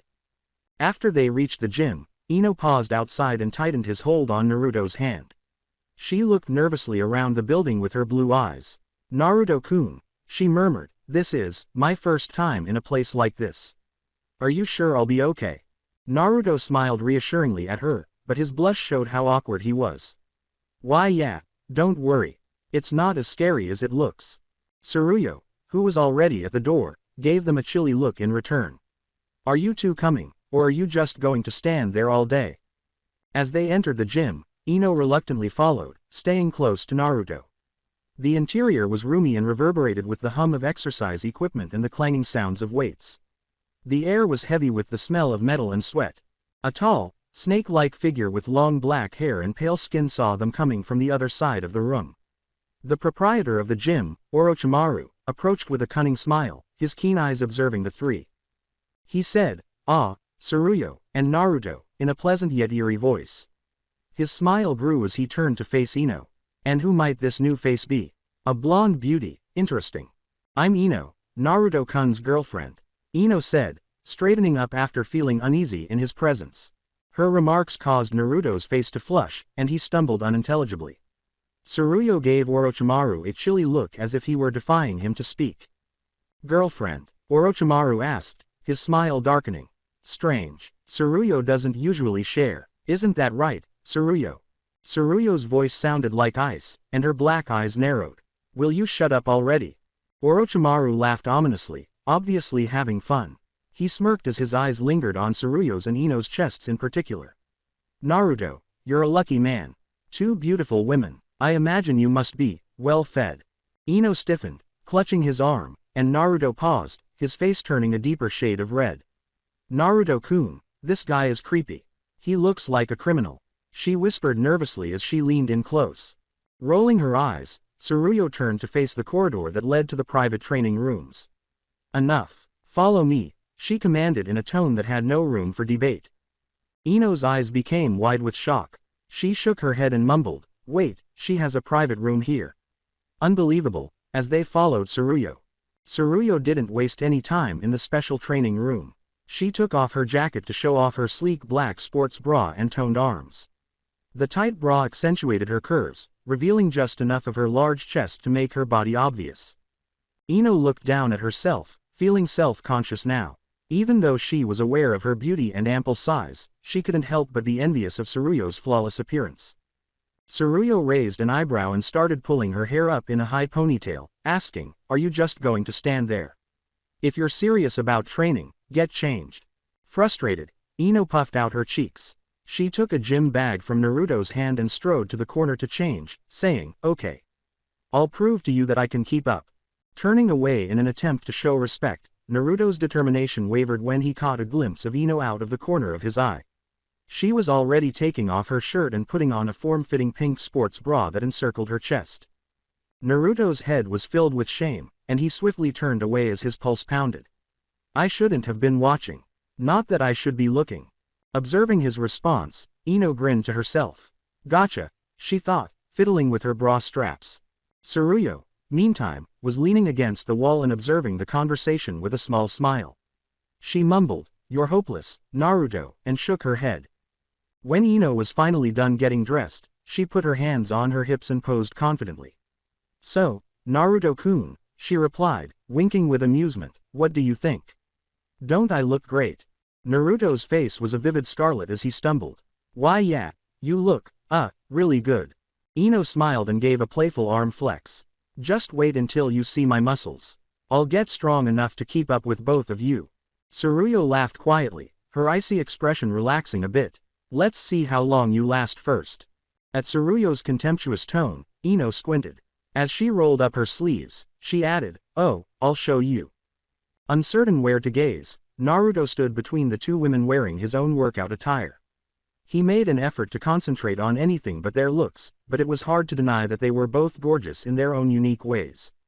Tsuruyo's slim, athletic body radiated strength and grace, and her black sports bra stood out against her pale complexion. In contrast, Ino donned a pink sports bra that drew attention to her curvaceous, softer body. Ino's body was friendly, almost playful, in contrast to Tsuruyo's menacing one. When Ino saw Naruto's agitated look, she leaned in and teased him. Naruto-kun, you're blushing again. Do you like what you see? Tsuruyo took a step forward and rolled her eyes. She unexpectedly caught Naruto by the front of his shirt and pulled him into a kiss. It was succinct but forceful, and it left him dumbfounded. She gave Ino a sly smile as she withdrew. If you're done flirting, we have work to do. With hot cheeks from humiliation and rage, Ino scowled at her. Fine, but don't think you can intimidate me, Tsuruyo. I'll prove I'm just as good as you. While the two women got ready for their training session, Naruto, still in a trance from the kiss, could only nod feebly. Tsuruyo said, "Let's begin," in a composed yet forceful tone. The workout was already underway. Previously full of confidence, Ino was now hunched over and breathing heavily. As she tried to keep up with the workout's intensity, sweat trickled down her face. Tsuruyo, on the other side of her, was tall and calm, with a hint of laughter showing in her cold face. She said in a mocking tone, "Where's all that energy you had earlier?" Ino snapped back, "Shut up," straightening her shaky legs in the process. Naruto, meantime, was advancing on his own. He had finally lifted 5 kilograms, and as he held the weights, his slender, pale arms trembled a little. His once soft body was now beginning to take on some definition, his slender muscles contrasting with his pristine complexion. Ino winked at him and taunted, "Looking good, Naruto-kun," while wiping her brow. However, her light-hearted smile soon changed to something else when Tsuruyo approached and casually raised the hem of Naruto's training shirt. Tsuruyo said, "Look at you," with a rare sliver of approval. "There's some progress." Naruto's face instantly flushed to the same shade as his training towel. Tsuruyo, he stumbled, attempting to lower his shirt again. However, the harm had already been done. Ino felt a warm trickle emerge from her nose after catching a sight of Naruto's toned body.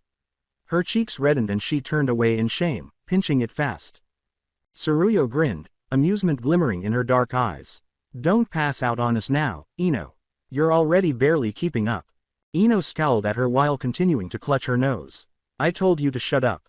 I'm not a failure." Ever the mediator, Naruto moved awkwardly between them and raised his hands. "See, come on, there's no need to fight." However, mortified, Ino stomped her foot and rushed to the closest bench.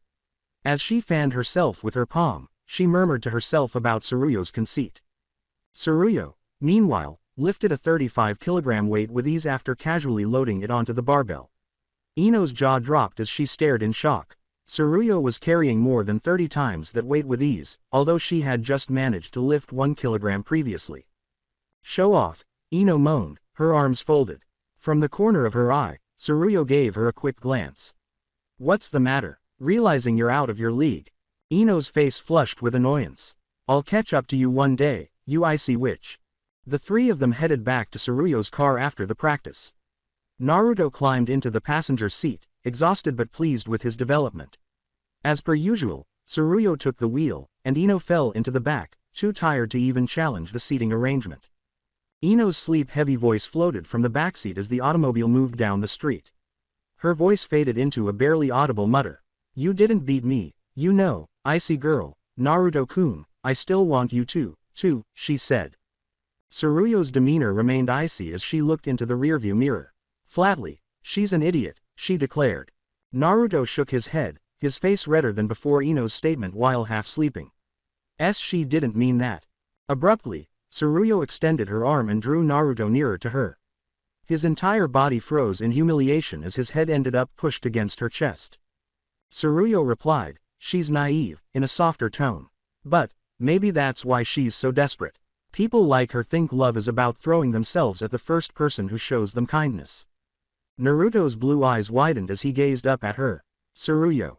Tsuruyo smiled faintly at him, her cold exterior cracking just a little. "She's lonely, Naruto, and maybe, I understand that better than I want to admit." Afraid to speak, Naruto blinked. "She's trying to fill the emptiness," Tsuruyo went on, sweeping a flyaway lock of hair out of his face. "But love doesn't work like that. You can't force it, and you definitely can't find it by throwing yourself at every guy who looks your way." Naruto was silent for a moment. "But, she's kind, and maybe, she's just looking for someone to see her for who she really is."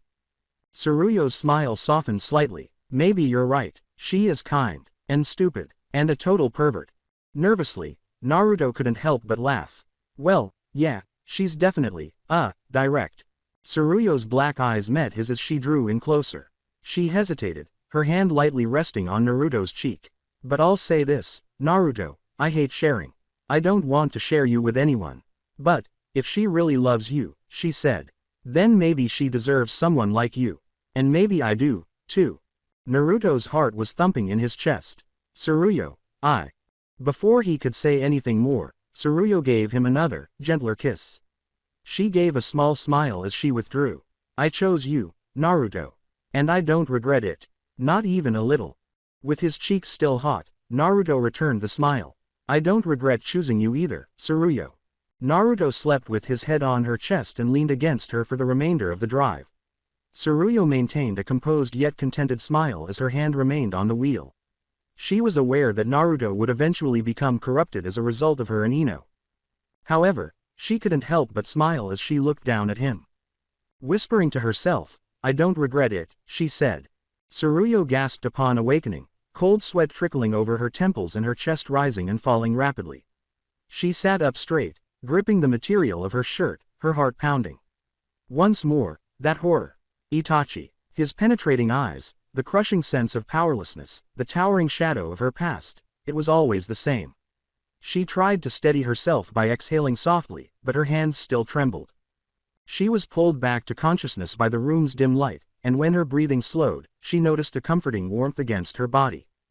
With his head resting against her large chest, Naruto was fast asleep. Her tumultuous emotions unexpectedly calmed when she saw him so serene, his face pressed into her tenderness. Unaware of it, she ran a hand through his disheveled blonde hair and gave him a small grin. Tsuruyo whispered to herself, "What's with this strange dream? It's like something's going to happen today, something I can't control." She stared at Naruto while her fingers hesitated. In this chaotic environment, he was her only mooring. As if to shelter him from the darkness of her nightmares, she drew him closer to her chest and tightened her arms around him. She said gently, "I'll protect you," with an unexpected emotion in her voice. She leaned down and kissed the top of his head tenderly, melting her cold exterior for a brief instant. However, as she sat there, her thoughts turned to Ino. She remembered the blonde's tenacity and playful demeanor, and a glimmer of irritation appeared on her cheeks. She knew that Ino intended to escalate their relationship with Naruto. She felt a twinge of jealousy at the thought. Tsuruyo bit her lip and stumbled over her words, and yet, she whispered, almost to herself, "I want to give him my first time, too." She was frightened by the thought. Even with someone she loved as much as Naruto, she had never thought she would fully dedicate herself to someone. With a sigh, Tsuruyo put her head back on the cushion and gazed at the ceiling. As she clutched Naruto close, she said, "I'm scared," her voice barely audible. "But, I'll find a way." Ino woke up in another room. She groaned and stretched her arms, only to realize what she was wearing, or rather, what she wasn't wearing, and froze. Her blonde hair was unkempt and sticking out in all directions, and she was still wearing the sports bra she had on the day before. As she tried to piece together what had happened the night before, her cheeks flushed. She must have fainted before noticing because she was so exhausted from the workout. The fact that Naruto wasn't next to her was what irritated her the most, not her messy appearance. Looking around, Ino sat up and mumbled, "What the?" Tsuruyo must have dragged her into this separate room while keeping Naruto for herself, she realized, as if it were a ton of bricks. Ino snarled, her voice brimming with rage, "That icy witch."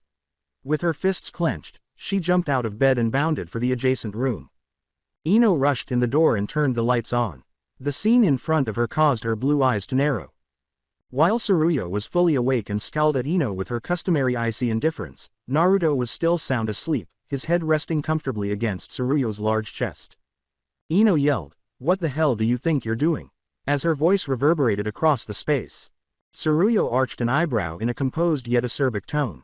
"Keep your voice down, he's sleeping." Ino struggled to maintain her composure, her fists shaking at her sides.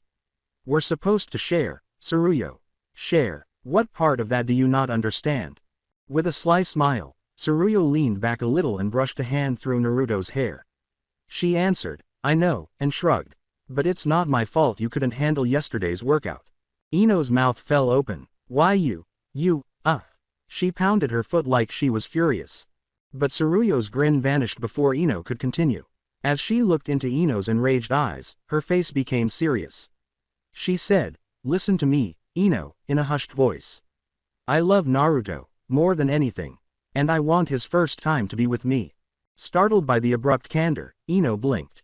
"But," Tsuruyo paused, her cold mask faintly fracturing.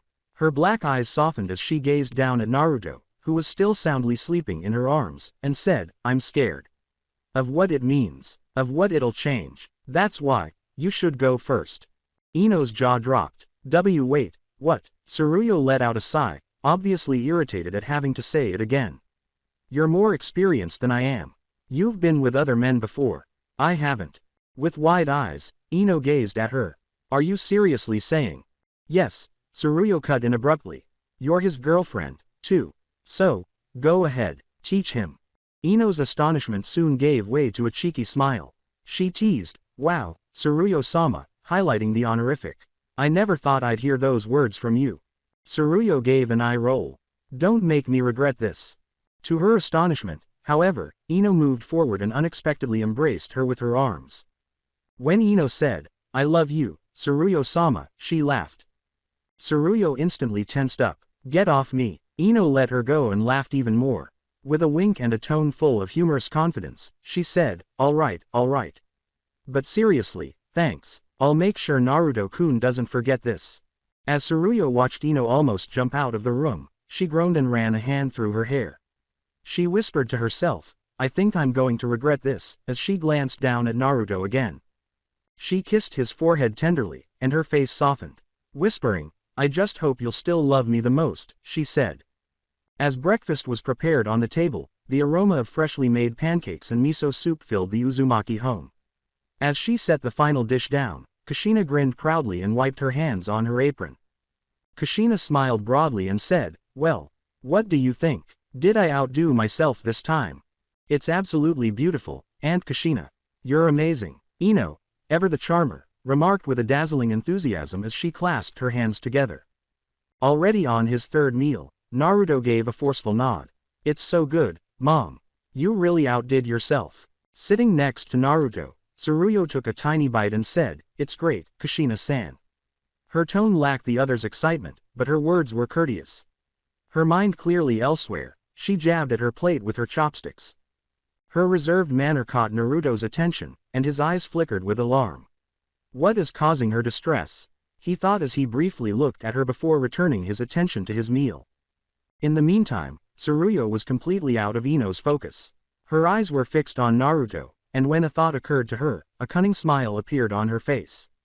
"At last, I will share the experience with someone who truly deserves it." As she thought about what the evening would bring, her cheeks began to flush a little. "I will make you into a legend, Naruto-kun. I will engage in activities with you that I have never done with anybody else. She thought, holding back a laugh as she took another piece of food. You'll be all mine. The three of them got ready to leave after breakfast. They were taking Ino's automobile for once. When the subject of driving was brought up, Tsuruyo, who had been unusually silent all morning, just waved it off, saying she didn't feel like it. Naturally, Ino made the most of the situation. She joked, throwing her keys into the air and smiling as she caught them. Fine by me, you two can ride in my car today. It's way nicer than the Ice Queen's boring ride anyway, she said. Naruto gave a clumsy laugh. He rapidly stated, I'm not picking sides, as he nervously glanced between the two gals. As they got into the car, Ino sulked, you're so neutral all the time, Naruto-kun. Tsuruyo sat in the passenger seat, her arms folded, her eyes averted, and she moved into the driver's seat. Tsuruyo's peaceful demeanor caught Naruto's attention. Her countenance was unreadable as she gazed out the window, deep in contemplation. She's clearly worried about something, he thought, his anxiety mounting. As she started the automobile, however, Ino was feeling really upbeat. So, Naruto-kun, she started, looking at him in the rearview mirror, what do you think? My car's better, right? Naruto paused, looking anxiously at Tsuruyo, who appeared completely uninterested in the discussion. He said, they're both great, in a measured manner. See, fair as always, Ino winked teasingly. But I'm going to win you over, Naruto-kun. Just wait, and you know what? I'm going to teach you how to drive. There's so much I can teach you, actually. Startled, Naruto blinked. Teach me how to drive? Really? Of course, Ino exclaimed, her enthusiasm evident in her voice. By the end of the day, I'm going to have a big surprise for you. One you'll absolutely love. Curious, Naruto cocked his head. What kind of surprise? It's a secret, Ino winked in response. A tiny smirk flickered across Tsuruyo's lips in the passenger seat. So, is this how she intends to entice him? She pondered. She was already aware of Ino's plans for the night. Tsuruyo had grudgingly consented after they had already discussed it. Even though Tsuruyo really wanted to give Naruto her first time, she wasn't ready to do it yet. Even now, the anguish caused by Itachi hung over her like a specter. No matter how much she wanted to, she wasn't prepared to take that step. Even though the idea made her stomach turn with a mix of fear and jealousy, she had faith that Ino would look after Naruto. Tsuruyo gazed out the window and sighed softly while holding her chin in her palm. She clenched her hand and thought, one day, I'll have the strength to give him everything one day. However, not just yet. Meanwhile, a group of shadowy figures sat around a table in a dark, isolated chamber. They whispered to each other, their faces lit by the faint glow of a solitary lamp. One man muttered, tonight's the night, in a gravelly, low voice. We hit the bank and walk away with more money than we've ever seen in our lives. Another man leaned forward, the darkness partially hiding his face. And what about Tsuruyo? She's still in the city, isn't she? After a little period of silence, a well-known voice answered. Itachi stated, I don't know, in a tone devoid of feeling. The first man gave a gloomy laugh. You really don't know, or are you just avoiding her? You did kill your entire clan, after all. She probably hates you. Itachi's face remained unchanged. She has every right to. The man grinned. I heard she's grown up now. Bet she's quite the looker. Itachi stared at the table without answering. The man gave a shrug. Well, whatever. Let's focus on the plan. Everyone listen up. Itachi stayed silent as the others started talking about the specifics of their theft, his mind elsewhere.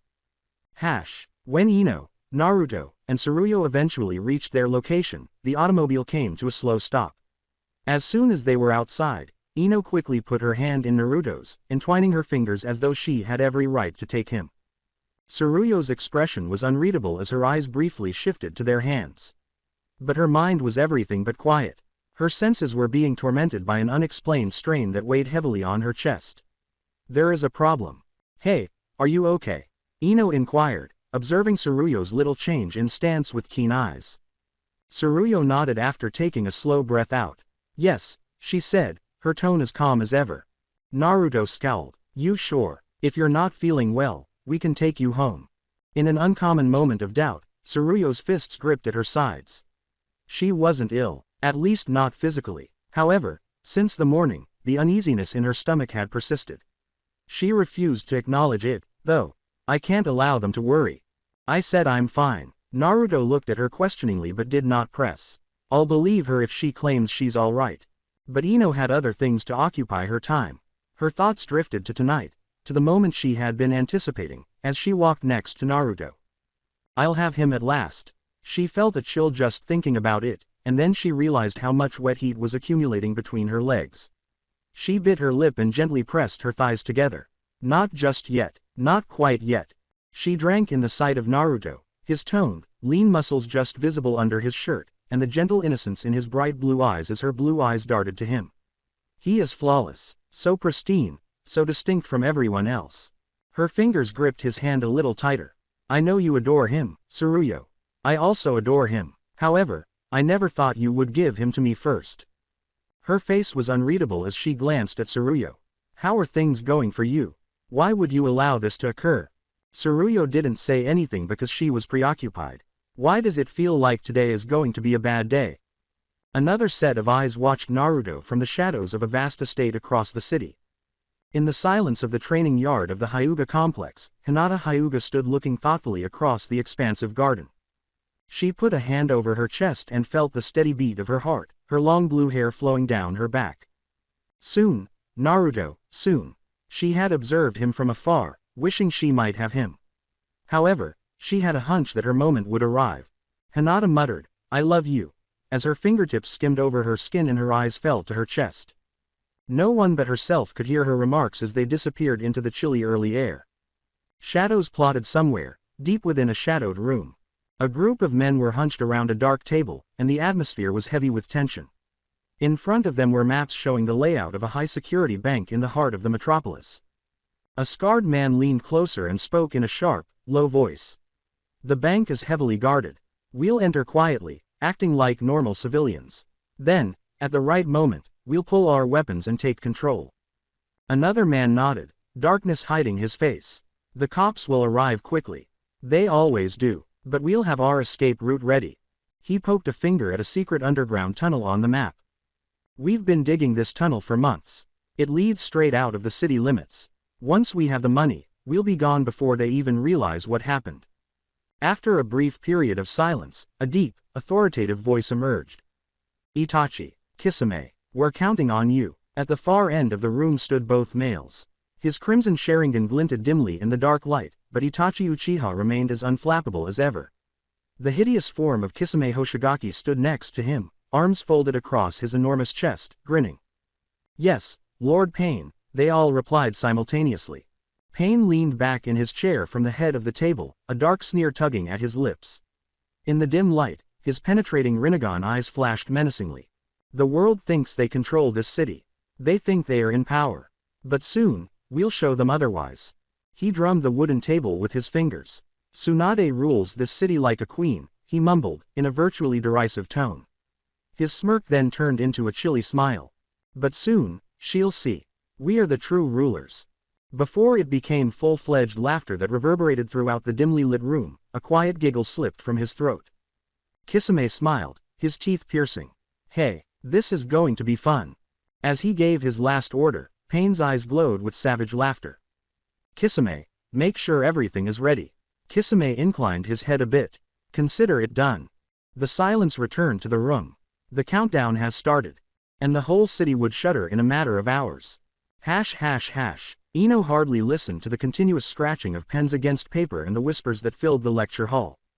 Her eyes strayed to Naruto, who was sitting next to her, listening carefully to what the professor had to say, utterly unaware of the two women who were standing close to him. Tsuruyo snuggled against him on one side, her long raven hair falling over his shoulder. Her unfathomable, icy eyes were far away, preoccupied with some internal conflict. On the opposite side, Ino grinned to herself and did the same, leaning her head against Naruto. Immediately, Naruto tensed up, a slight red tint creeping up his neck. Ino, he stumbled, utterly taken aback by the unexpected closeness. She smiled. With a playful tone, she emphasized his name and purred, What's wrong, Naruto-kun? He looked around anxiously as he swallowed deeply. This is a lecture. We're supposed to be paying attention. Ino laughed but did not back off. Oh, Naruto, you're so innocent. As she thought about the real topic on her mind, her thoughts became more wicked. What is his size? Her thighs pressed together slightly at the question. Is he going to be small, moderate, or? A sneer formed on her lips. I'll find out in due time. Tonight, she already had a spectacular event planned. She was wearing something that no man had ever seen her wearing before. It's the new lace lingerie I purchased. She could see it already. Naruto's astonished, wide eyes as she revealed herself to him, his naive face changing into something more primordial. I'm eager. However, Tsuruyo stayed silent on the opposite side, her icy appearance concealing the chaos within. There is a problem. The sensation, which twisted in her stomach like a warning, had been bothering her since the morning. However, she was bothered by other things as well. Her hands clenched into fists as understanding hit her again, and her violet eyes darted toward Ino. Ino will sleep with Naruto tonight. Her stomach turned at the thought. She had permitted this to occur. It had been agreed by her. However, the weight of her choice crushed her as she sat here next to him and watched him so naive. I should have been the one. Jealousy, something she seldom ever let herself feel, squeezed her chest. However, what was she able to do? She was unable to surrender to him. Not just yet. Not while. She pushed the thought away with a shudder. Not while she was still imprisoned by the scars of the past. Her breathing was deliberate and slow as her fingers pressed into her hand. It's okay. It is irrelevant. Naruto is entitled to enjoyment. He is entitled to comprehend a woman's anatomy. She gazed at him, her eyes softening a little. He is deserving of happiness. Even if it meant that he had to receive it from another lady first.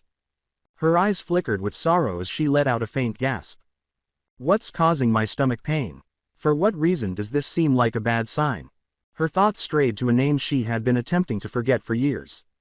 Itachi. Her pulse accelerated. What do you have planned? Another set of eyes observed the scene from across the hall. With his arms folded, Sai watched his friend positioned between two of the class's most attractive ladies. He grinned. Naruto. Good, good. At last, you're turning into a man. He laughed as his dark eyes darted between the two women clutching Naruto. You will quickly get over your bashful, anxious personality. And when you do, you'll grow into an even better person. Impressive even more than you already are. Following the conclusion of the lectures, Ino excitedly turned to Tsuruyo and Naruto while extending her arms. She inquired eagerly, so, where are we going now? Should we go to the movies, the amusement park, or? Tsuruyo's icy voice cut her off before she could say anything more. We're going to the bank. I need to withdraw some money. Ino smirked after blinking in surprise. Oh, you're rich, Tsuruyo. Tsuruyo didn't modify his expression. That doesn't matter. Naruto-kun, tonight will be an exciting night, Ino said sensuously as she leaned near Naruto and cupped her fingers over his ear while giggling. Naruto's face flushed deeply as he tensed up. Why, what are you talking about? With a laugh, Ino pressed her lips to his earlobe. She teasingly said, because I said so. She lightly nipped his ear to highlight her statement, and I have a big surprise planned for you tonight. This caused him to flinch and blush even more. After observing the exchange with an inscrutable expression, Tsuruyo finally said something. Stop that, she given a cold command. Just drive already. As she opened her car, Ino smiled despite rolling her eyes. Geez, don't be so bossy, Tsuruyo. Alright, let's go.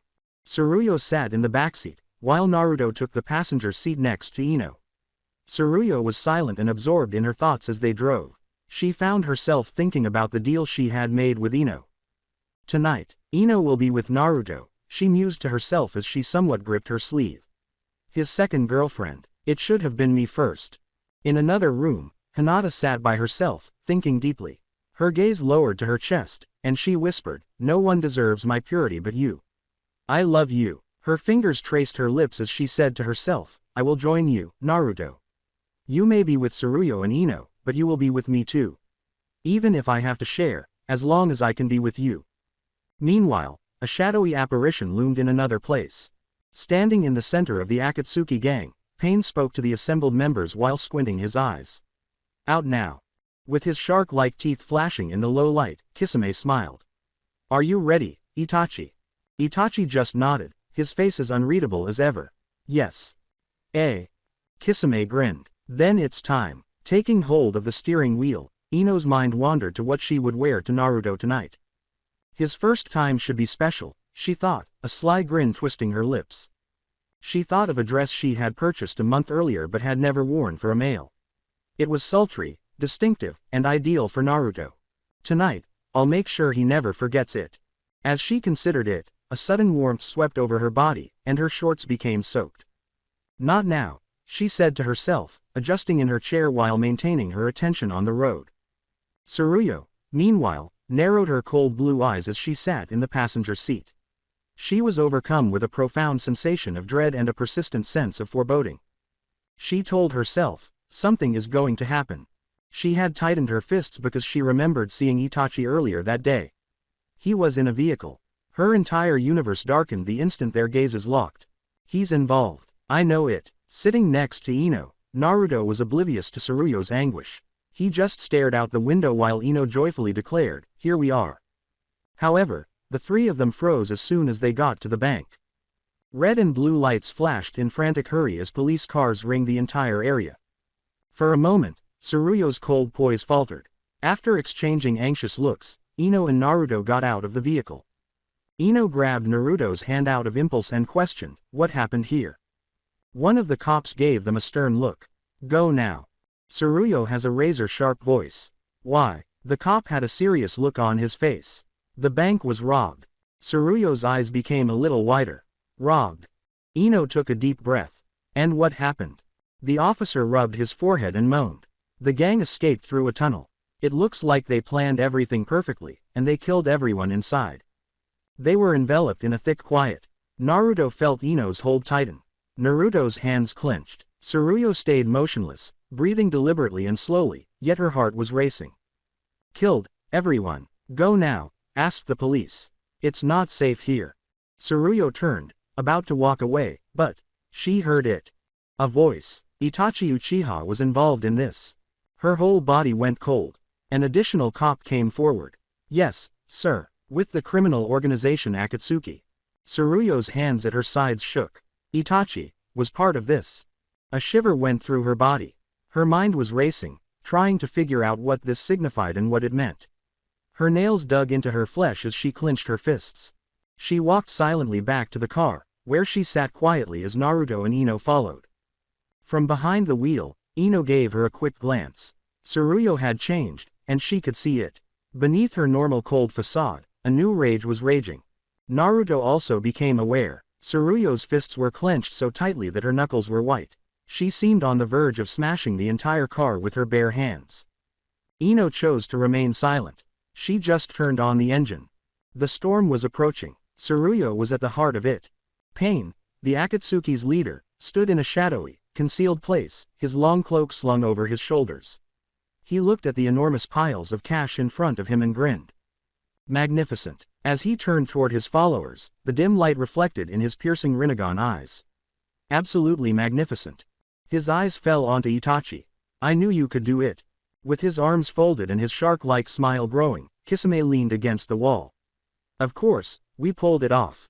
Pain laughed. "Now, let's see how the so-called head of the city, Tsunade, reacts to this. That oppressive woman, I bet she's suckling on her massive tits right now, stressed out of her mind." The room exploded in laughter. Kisame chuckled. Dark laughter came from a few of the shadowy people surrounding them. All but Itachi. Pain remained smirking. He faced Itachi once more. "Listen, Itachi, I need you to disappear for a few days. Your name is starting to spread across the city." He pointed to the stacks of pilfered cash. "You have your share, of course." Itachi's tone was cool and collected. "I don't want anything." Pain chuckled a little. "Come on, man. You did a lot. You deserve a reward." Itachi remained silent. All he did was turn and leave, his long cloak trailing after him. Pain chuckled again in amusement as she watched him go. Kisame laughed. "He's always cold like that." Pain shrugged. "That's just how the Uchiha clan is. I imagine his sister is the same way." Kisame's eyebrows went up. "Speaking of which, Itachi used to be Konoha's golden boy, didn't he? Protecting justice and all that. What made him do this? What made him kill his entire clan and abandon everything?" Pain reclined in his seat like a throne. He spoke steadily and with knowledge. "Everyone has their secrets, Kisame." Kisame's eyes narrowed. He was aware that Pain was hiding something. He didn't push any harder, though. In the meantime, a woman in a stately office in another area of the city exuded strength and authority. Her piercing brown eyes blazed with rage, and her golden hair fell over her shoulders. Her contours were highlighted with every movement, and her enormous chest was barely restrained by the tight, emerald green dress she wore. Konoha's leader, Tsunade, was furious. With a low, menacing voice, she inquired, "So the bank was robbed?" Before her, a subordinate gulped. "Yes, Tsunade-sama." She balled her fists. "And they killed everyone inside?" The man gave a tentative nod. "Yes, ma'am, all of them." Tsunade let out a long sigh, her rage barely restrained. "Those bastards." She turned abruptly to face her helper. "Listen up. Prepare the strongest tracking teams we have. I want those criminals hunted down immediately." She had a determined spark in her eyes. "I don't care what it takes. We're bringing them in." The inferior bowed. "Understood, Lady Tsunade." Tsunade stood in the darkened office, her hands on her hips, lost in concentration as he departed to fulfill her commands. It was more than just a robbery. It was war. Naruto, Ino, and Tsuruyo eventually made it home as the night grew darker. The trip had been quiet, with everyone absorbed in their own thoughts. Ino was busy picking out the ideal attire for her evening with Naruto. However, Naruto was not specifically thinking about anything. He was blissfully oblivious to the storm that was building inside Tsuruyo. As usual, Kushina welcomed them cordially as they entered. She smiled enthusiastically at them. Leaning closer, Ino murmured in Kushina's ear, "I need an empty room tonight, I have plans with Naruto." Kushina's eyes grew wide with joy. "Finally, my son will experience this feeling at last." Then she thought of a question. Why wasn't Tsuruyo first? Why did Ino get ahead of her? After dinner was served, everyone took a seat. Tsuruyo, however, kept her food untouchable. Kushina saw right away. "Tsuruyo, are you okay? You haven't eaten anything."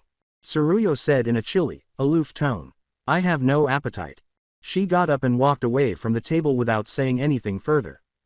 Ino scowled. "That is odd." Naruto also became aware of it. "She's been acting weird all day."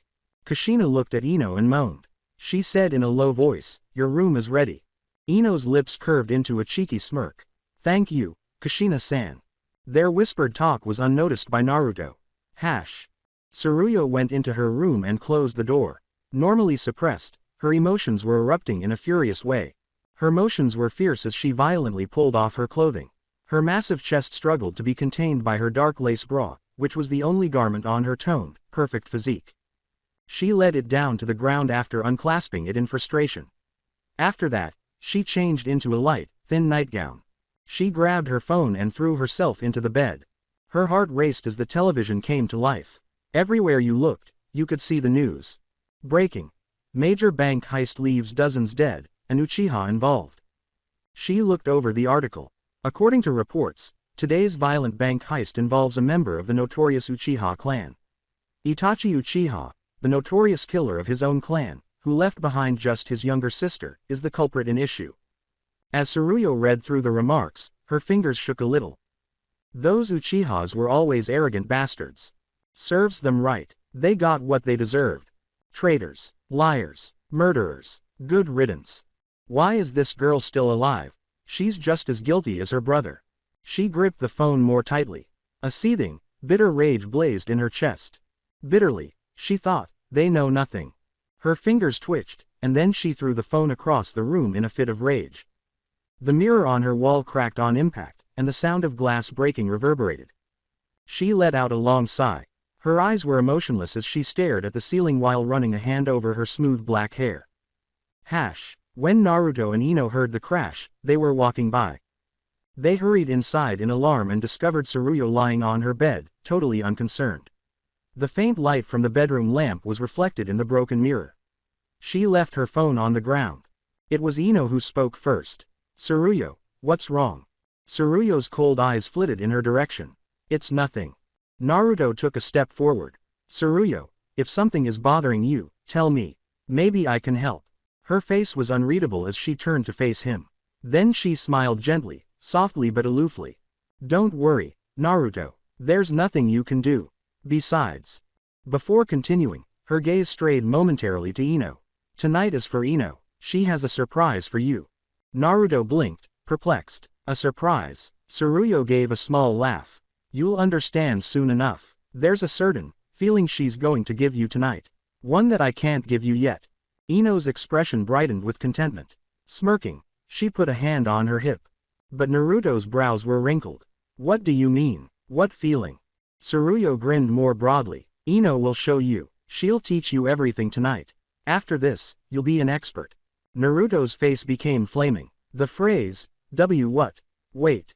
Ino laughed. Naruto-kun, don't be so innocent. I'll make sure you understand. Tsuruyo watched him, her face softening. Something strange, something warm, was accumulating in her chest. Was this a happy moment? Because he was concerned. Because he was still concerned about her in spite of everything. Abruptly, Naruto extended his hand and grasped hers. He had a warm touch. I can't just leave you like this, Tsuruyo. I care about you. I'm worried about you. A beat skipped across her heart. Ino, who was observing from a distance, experienced a sudden and intense jealousy. Why wasn't Naruto my first love? Tsuruyo let out a breath and gave him a rare, honest glance. I appreciate that, Naruto. Really, but I'm fine. I just need some rest. Gently, she withdrew her hand. Now, go, enjoy your night. Taking a gamble, Ino grabbed Naruto's wrist. Come on, Naruto-kun, it's time for your surprise. Naruto's whole face flushed. Ino. Tsuruyo watched them leave with a little smirk. I'll give you something special one day too, Naruto. And when I do, I'll make sure it's unforgettable. She reclined on her bed and gazed at the ceiling as the door shut. Her inner tempest continued to rage. However, for the first time in a very long time, the temperature was lower. The moonlight filtered through the paper windows of the huge Hyuga mansion, illuminating the vast corridors in the calm night. Wearing a modest yet sophisticated nightgown, Hinata Hyuga stood facing her father, Hiyashi Hyuga, in the main hall, her fingers clasped together lovingly. The Hyuga clan's stoic leader sat with his customary commanding bearing, drinking his tea precisely, his light lavender eyes impassive. Father, Hinata said quietly, but her voice carried a resolve that was unusual for the often quiet girl. Hiyashi didn't even look up. What is it, Hinata? She steadied herself by taking a big breath. I love someone. With a controlled gesture, Hiyashi put down his teacup, his serene facade cracking slightly. As he examined his daughter, his eyes narrowed. Who is this man? After a brief pause, Hinata responded, he is a very special boy, very unique.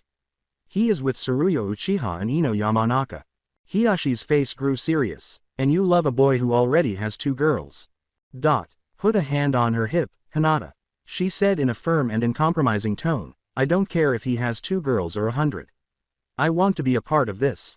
With a sneer, Hiyashi gripped his teacup more tightly. And what is his name? Hinata looked up at him fearlessly. His name is Naruto Uzumaki. Hiyashi's calm features were visibly shocked by the moniker. Before he calmed down and spoke in a controlled but startled tone, his fingers twitched a little. Uzumaki. Kushina Uzumaki's son. Hinata gave a blink. You know him. Hiyashi nodded and let out a deep exhale. I knew his mother. She was our classmate in school. So, what exactly do you want me to do? Hinata stepped forward with an almost cold resolve in place of her customary tenderness. I want to be part of your clan, father. We are the strongest and most prestigious family in the city. You must act. Arrange a meeting with his mother. Do something. Hiyashi closely examined his daughter, analyzing each word with a keen intellect. You have certainly changed, Hinata. I always expected you to be meek and gentle, yet here you stand, speaking to me with the composure of a seasoned leader. Hinata's face was still unreadable. I know you don't favor daughters. You always wished for a son. Well, here is your chance to rid yourself of me. Hiyashi's bluntness caused her eyes to widen a little. Hinata. Her tone was calm but demanding as she interrupted. What will it be, father? After examining her for a while, Hiyashi leaned back in his chair. I will arrange it. I will ensure you are with him. But on one condition. Hinata did not react. What condition? Hiyashi's eyes grew piercing. You must relinquish your potential position as the next head of the Hyuga clan. I do not wish for a woman to lead us. Hinata's lips curled into a little, amused smile. She lowered her voice a little and said, very well. I never wanted to be the leader of this arrogant clan anyway. I will step down. However, when I leave, I want you to take care of Hanabi. Hiyashi's pride was scarcely concealed as he grinned a little. Agreed. Hinata turned and walked elegantly to her room without saying another thing. She let out a quiet exhale and closed the door behind her. She slid off her nightgown, exposing her bare skin in the low light, her fingers reaching for the hem. Her delicate fingertips traced the softness of her skin as she looked down at her chest. She grinned to herself and let out a quiet laugh. Naruto-kun, I'm coming, my love. Ino held Naruto's hand tenderly, her fingers warm against his skin, later that evening at Naruto's house. Don't worry about Tsuruyo, she said, smiling gently.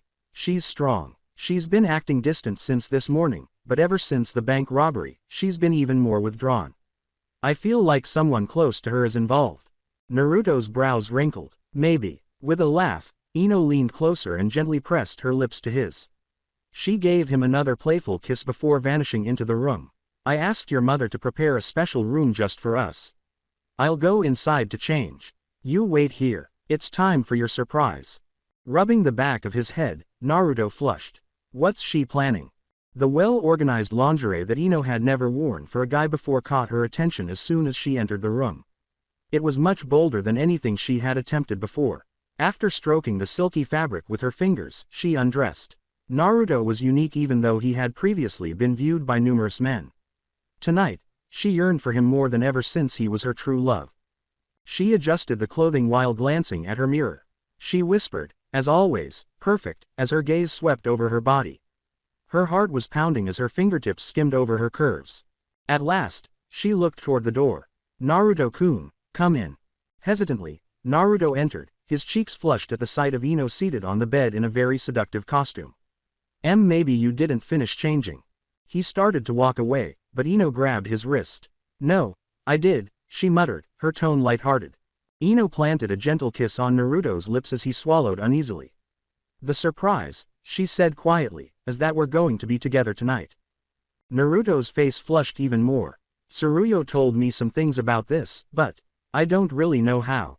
Ino laughed. She drew him in as her fingers moved slowly down his jacket, asking, and what use am I then? As Naruto timidly took off his shirt, Ino's gaze followed his slender, immaculate figure. Her breath caught in her chest. Naruto-kun. Perplexed by the abrupt shift in her tone, he blinked. Ino. Her hands shook a little. The last man I was with, he was married. She sounded sorrowful, and Naruto heard it. You didn't know. Ino's eyes filled with tears. I had no idea. He used me to vent his frustrations. I was just a distraction. Despite his anxiety, Naruto put his arms around her tenderly. As her chest pressed against his exposed skin, Ino gasped at the sudden warmth of his grip.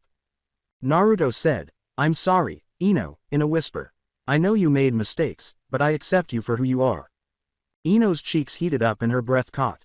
After looking into his eyes, she leaned in and gave him a passionate kiss. Then let's start over together. It's time for our night together, she said as she reached behind her and unfastened her bra, allowing it to slide away. Tsuruyo gazed outside the window, seeing the far-off lights of the hamlet under the moonlight. As usual, her thoughts were locked away, and her eyes were unreadable. As always, she would confront whatever was bothering her alone. The aroma of exquisite sake filled the air in the middle of the night in the great halls of Tsunade's palace. Tsunade, the strong city ruler, leaned back in her chair, wearing a green robe that hung loosely across her body, revealing a good chunk of her large chest. She drummed her fingers rhythmically across the wooden desk in front of her, her golden hair flowing down her back. Kakashi, she yelled in an authoritative yet smooth voice. In front of her stood the silver-haired professor from Konoha University, wearing his mask as usual. His one visible eye was still alert and focused. Yes, Tsunade-sama, Kakashi asked in a polite tone. Flatly, the bank was robbed today, she said. You already know that. Kakashi gave nod. Yes, Tsunade-sama. Tsunade let out a breath and swirled a sake cup in her palm before taking a sip. And as expected, the name Uchiha is involved once again. This time, it was Itachi Uchiha. He was killed, leaving behind his sister. Kakashi's gaze grew strained. Itachi was once an officer. His reasons remain unclear, but his wealth and influence always had ties to the academy. I sent my best police trainees to handle the situation, Tsunade added, her intrigue shining in her golden eyes. But the people inside the bank were slaughtered. As you know, the citizens are terrified. Kakashi kept quiet while he considered how serious the situation was. Tsunade leaned forward and put down her cup. I need someone from your group, someone exceptional. A young man I can personally train under my guidance. He will become the future of law enforcement. The future of this city. Kakashi gave a firm nod. Understood, Tsunade-sama. I will select the most promising candidate. Tsunade grinned and lightly licked her lips as Kakashi turned to go. The words, "This will be entertaining," she whispered to herself. I will shape him into the man of the future, and I will enjoy every moment of it. Hinata slept in her opulent quarters in another part of the renowned Hyuga estate. Her exquisite features were illuminated by the moonlight that flowed through the wide windows. She was wearing a skimpy nightgown that clung to her body and showed off her curves. The low cut of the gown revealed the gentle swell of her chest. She muttered in her sleep, "Naruto-kun, I'm coming to you." Warmth spread through her as she dreamed of the person she yearned for, and her cheeks flushed as images of him filled her head. This was it for today. To watch next part, subscribe to my channel and turn on the bell notifications so you never miss an upload. Till then, see you next time.